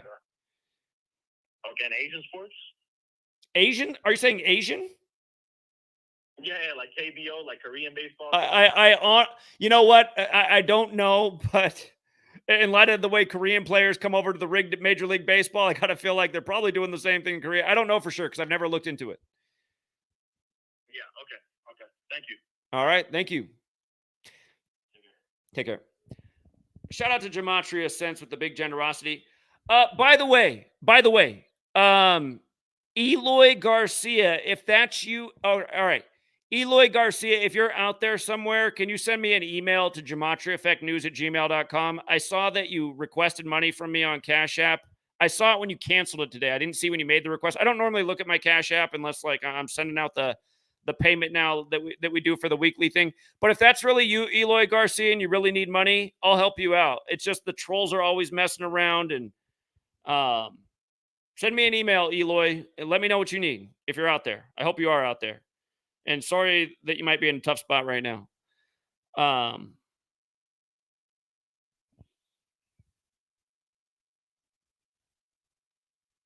There, DK was trying to call in. I just noticed that. Hold on, let me call DK back, see what he's got.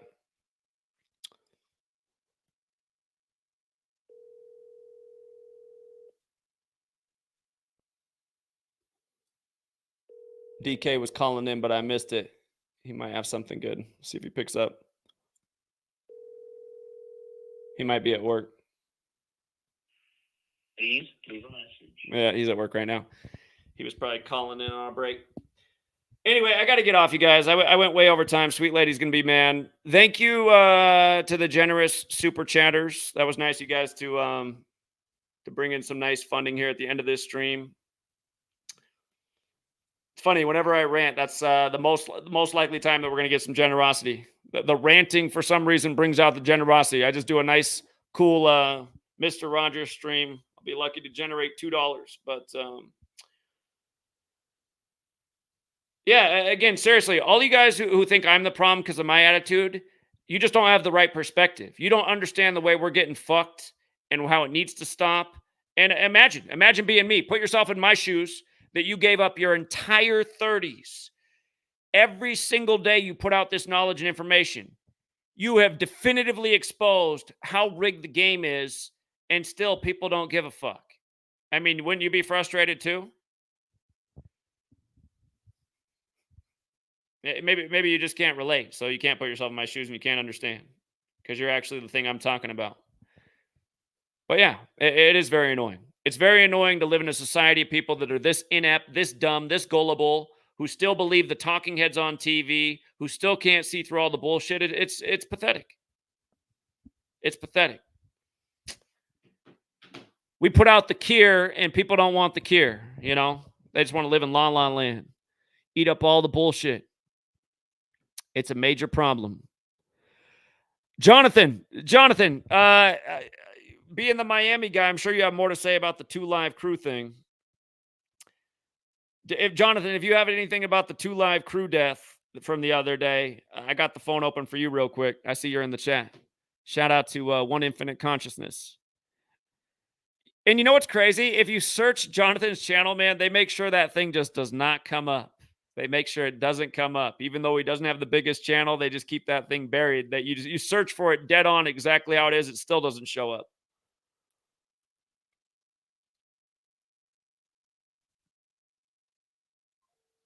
What about Food Inc? I have several different people now asking for Cash App requests. I don't know who all you are. I know the name Eloy Garcia. I just want to make sure it's the real one and it's not a troll trying to imitate somebody to get money. And by the way, here's the thing too, you guys. If you're in a bad spot right now and you need to improve your life situation, you'll feel a lot better about yourself if you dig yourself out of that hole. And you know, case in point, you guys saw my life get flipped upside down if you were here back in 2014. You know, November 15th, 2014, my house got ransacked. I ran my business out of my house. The place where I did my business got destroyed. Everything I had in my house of value got stolen. I was in a really bad spot. I had nothing. You know, sometimes though, it's hard to pull yourself all the way out by yourself. To be fair, now that I'm thinking back, I did have a guy who I'd done a lot of business with who gave me a little bit of a front to help me get back on my feet. And, but yeah, I had to bust my ass to get back out of the major hole that I found myself in overnight. And You know, I never asked anybody online to help me out, even though the reason everything got turned upside down is because I was putting out this awesome knowledge for free online. So it's okay to ask for help, but some people are just too quick to ask for help. And it's like, you're asking a stranger online who makes YouTube videos who doesn't know you to solve your financial problems. Yeah, the other thing that sucks is there are people in this community who I've helped out financially, and it turned out they were some kind of weirdos. Like wherever that fat Bobby is from Spokane, you know, I gave him thousands of dollars the other year because he was saying he needed the money for his son who was going through this health ailment. And then I gave him all this money, and then he started trolling my channel right after. I was like, that is the weirdest shit ever. That guy came out in Spokane. He didn't do anything there. He just stood on the corner with his fat ass. But yeah, that's also, you know, I've done some real nice things for people in this community, and then some people have turned out to be some real weirdos. So I'll still help people out, but I got my eyebrow up about everything.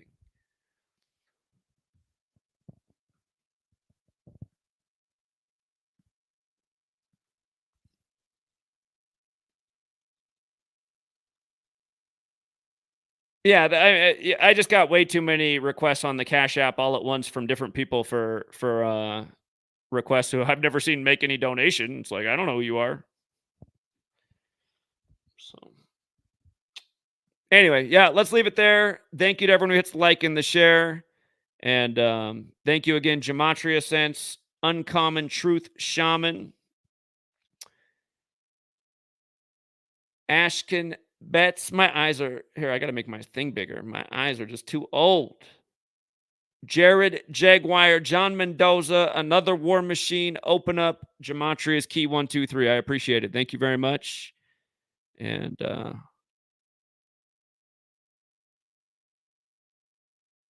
hold on, just reading the chat real quick.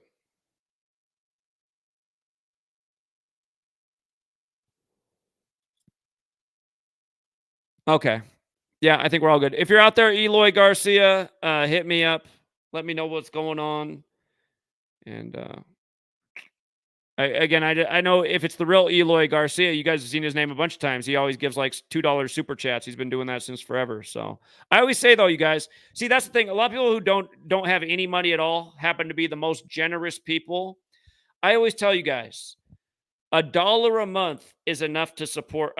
There really should be 1 million people that support my work at $1 a month. If we had that, we could bankroll a lot of things and make a lot of awesome things happen in this world. But isn't it pathetic that there's not 1 million people in the world who will do that in light of what I've demonstrated for over a decade?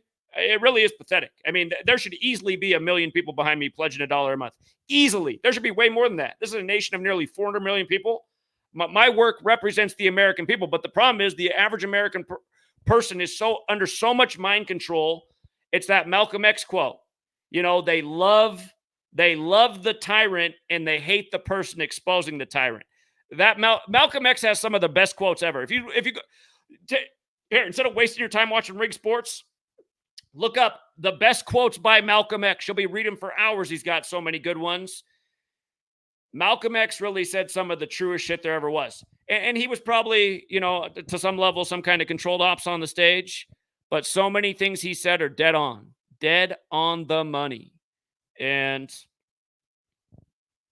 yeah, again, I mean, how much money did the NBA pull in tonight from the slave mass morons? You know, who must all just thought Bill Walton's death was just a coincidence. It's pathetic. You know, that tens of millions of dollars from that community went into that to those people's pockets tonight. And you wonder why there's a ruling class too. I mean, just think about it, you guys.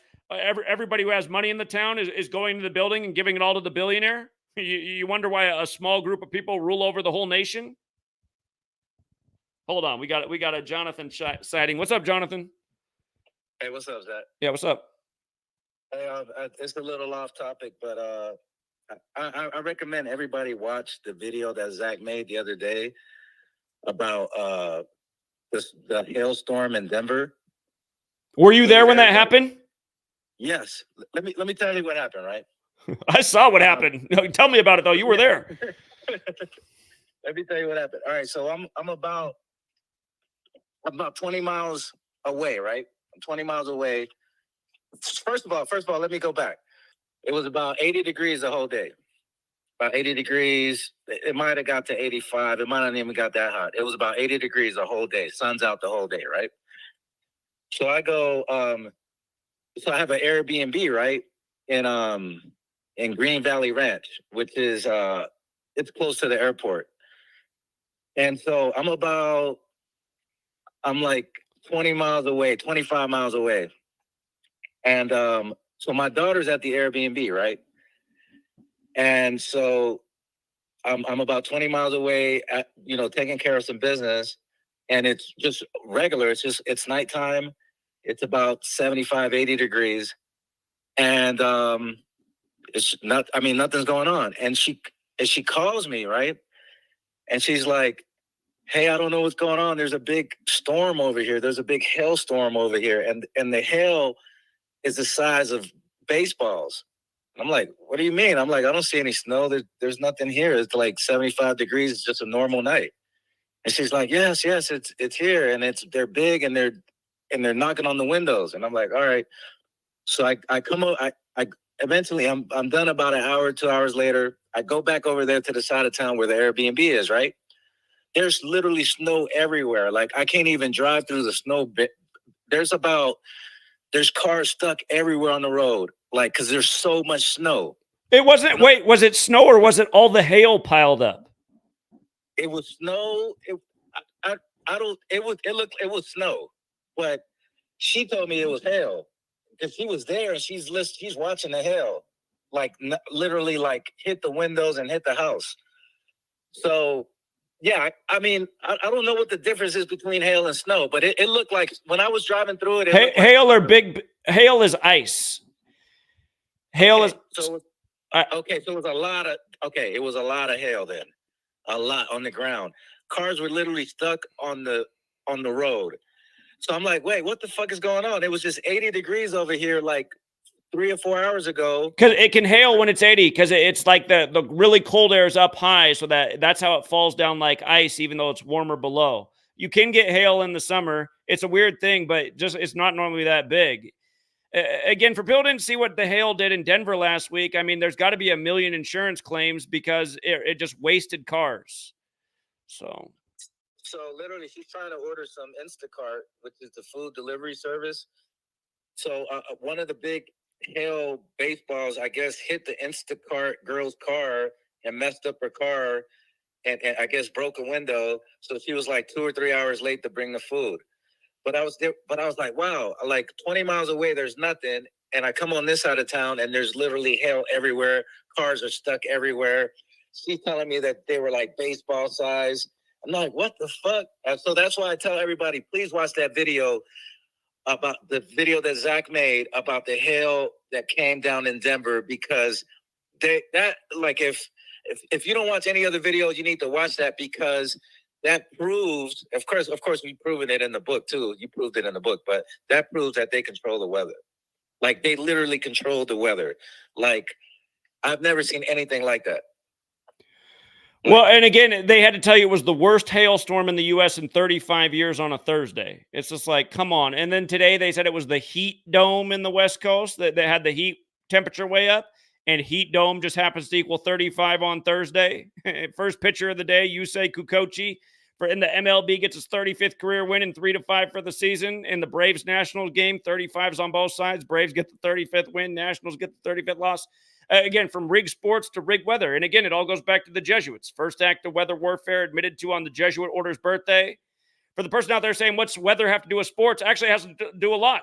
Read the Vice News article about me from 2017, how we called the World Series dead on through the flooding of Harvey, and why Houston was going to beat L.A. Houston flooded while L.A. was on fire, and water puts out fires. Again, all of these things matter. And at the end of the day, weather warfare is actually a lot more important than rig sports, because this weather warfare that's creating all these crazy destructive events all throughout the nation is the reason everyone's insurance is through the roof. You know, I haven't had to experience one of these weather warfare events where I've been, not so much, but my insurance rates have still gone way, way up in the last few years that all this stuff's been happening. And again, I got to imagine there's probably at least 1 million insurance claims in Denver from what happened last week. You might not live in Denver, but that's going to end up impacting your insurance rates. So yes, right, exactly, yeah. I mean, this was the craziest thing I ever seen. Like, I mean, I've never seen like I've seen hail in Miami, but it was just regular hail. They were like, it was just a lot smaller. She was describing this hail as almost the size of baseballs. Again, Sweet Lady's got 2 siblings in the Denver area, and both of their cars got destroyed, and they sent all kinds of photos of what happened to their cars and what it looked like. Yeah, they're holding up the big hail balls. I mean, I don't know if they were quite as big as baseballs from the pictures I saw, but like between a baseball and a golf ball, and just tons of them. So just imagine that just smashing your car all over. If just golf balls were raining out of the sky, how dented up your car would be. Right, but there's literally cars on the side of the road that can't move because they're stuck.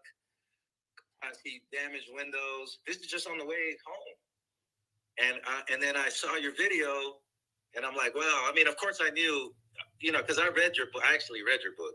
So I know about the, how they control the weather and all that. But for me to witness it in person, it was kind of mind blowing. But but just to switch topics, as far as 2 Live Crew goes, let's just do one on Sunday because I'll be ready by then. But it's just, to make a long story short, it goes back to what I'm talking about, like what I'm always talking about when what I'm focused on in the book. Whenever there's a hip hop group, right, there's always a member. There's usually a member that has to go. In the case of 2 Live Crew, both of the members are dead because Fresh Kid Isis died years ago, and now Brother Marquise just died, right? And who gets to live? Uncle Luke. He gets to have a successful career. Yeah. And go ahead. Yeah. So, sometimes it could be multiple members, right? But just not only that, but there's another group called Piccolo from Miami, and one of they were a group. It was a 2-man group, and just in January, one of the members of that group passed away, and they weren't as big as 2 Live Crew, obviously, but that's usually the case. Of course, I could say Migos, of course, right? Takeoff. Wu-Tang Clan, Old Dirty Bastard. On and on and on I can go. NWA, but there's usually one member that has to go. And the Outlaws, several members from the Outlaws are gone. Like probably mostly all of them. Not all of them, but you got Big Psych is gone. Hussein Fatal, of course, Tupac. Several members of the Outlaws are gone. Big DS. So Big DS was a member of Onyx, right? He's dead. Usually, whenever it comes to a group, one of the members seems to always have to go. There are some exceptions, but this is just another case of what I'm talking about in the book. A member has to go, but we could do another live one on Sunday. I'll be ready because I got a lot more, and I want to talk about Pimp C, Sean Price, and Nipsey, and I might be done with X by then too. XX Tentacion. So I just wanted to let people know that I was here for Denver and I actually witnessed that weather storm. Well, I'm glad you weren't exactly where it was when the hail came down. That's the good news, but you were close by. So yeah. So let's get back together Sunday. Okay. I'm not 1,000,000% sure I'm going to be able to do Sunday, but I'll try to do it. We'll do it soon regardless. So yeah, even if it's not Sunday, we could always do it, like a Monday night or something. But yeah, that might work out better. Okay. All right. Appreciate it, Jonathan. All right. Later. Take care, man. Okay, yeah, I do got to get off. Sweet Lady's going to be mad. So again, thanks to everyone who hit the like and the share. If you get so provoked by the things I say, I'm saying things maybe to provoke people, but really people should think about what I'm saying, you guys. I'm not wrong. We are ruled over by tyrants. We're lied to every day. The games are rigged. We're mocked every single day. People should be more outraged about it, and they should want to stop it. I'm annoyed in the information age that this stuff doesn't spread and people don't catch on. I mean, everyone should have this on their phone coming out of the Celtics game. You know what I mean? I don't even know how you go to the game after Bill Walton dies. I mean, maybe Bill Walton played for the Celtics at the end of his career. He wasn't like, he's more remembered as a Blazer, winning in their only championship. And hey, let's not forget what happened days after Bill Walton died, right? Days after Bill Walton dies, then Aaron Gordon's brother dies. Where did his brother go to school? Oh, he went to UCLA like Bill Walton. UCLA equals 71 like Celtics, dead at 71. Bill Walton won the championship for the Blazers in Oregon, the 33rd state. Drew Gordon's dead at 33 in Oregon, the 33rd state, right as the NBA Finals are set when NBA Finals is 33. I mean, come on. That's why it should be criminal to go to these games and support these leagues. They just keep killing people year after year, year after year. There's so many people they kill you can't even remember them all. You know, and watch. I'll be surprised if somebody else doesn't die before the end of these finals. It's usually a big body pile every time a championship rolls around.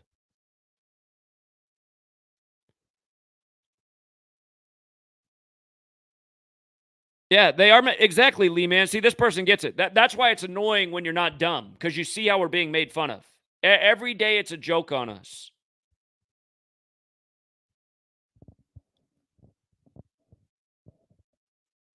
I've said before, man, I almost wish that they sold some stupid pills. Like, if Pfizer could come out for the stupid pill, I might buy it. I might be like, you know what? I'm ready to join the lemming masses. Let me see if I can take some of these stupid pills. If I can make my life about Cheetos and watching slam dunks. Another shit Hollywood blockbuster. Ooh, man, these dumb pills. I'm getting into all of it. I'm going to vote in this year's election. More dumb pills. Yeah, because I'm just not there. I just can't get down on the level. You know, just it's like, I mean, I don't mean to sound like an arrogant asshole, but I'm just tired of like looking down at society. Like, what the fuck is wrong with you?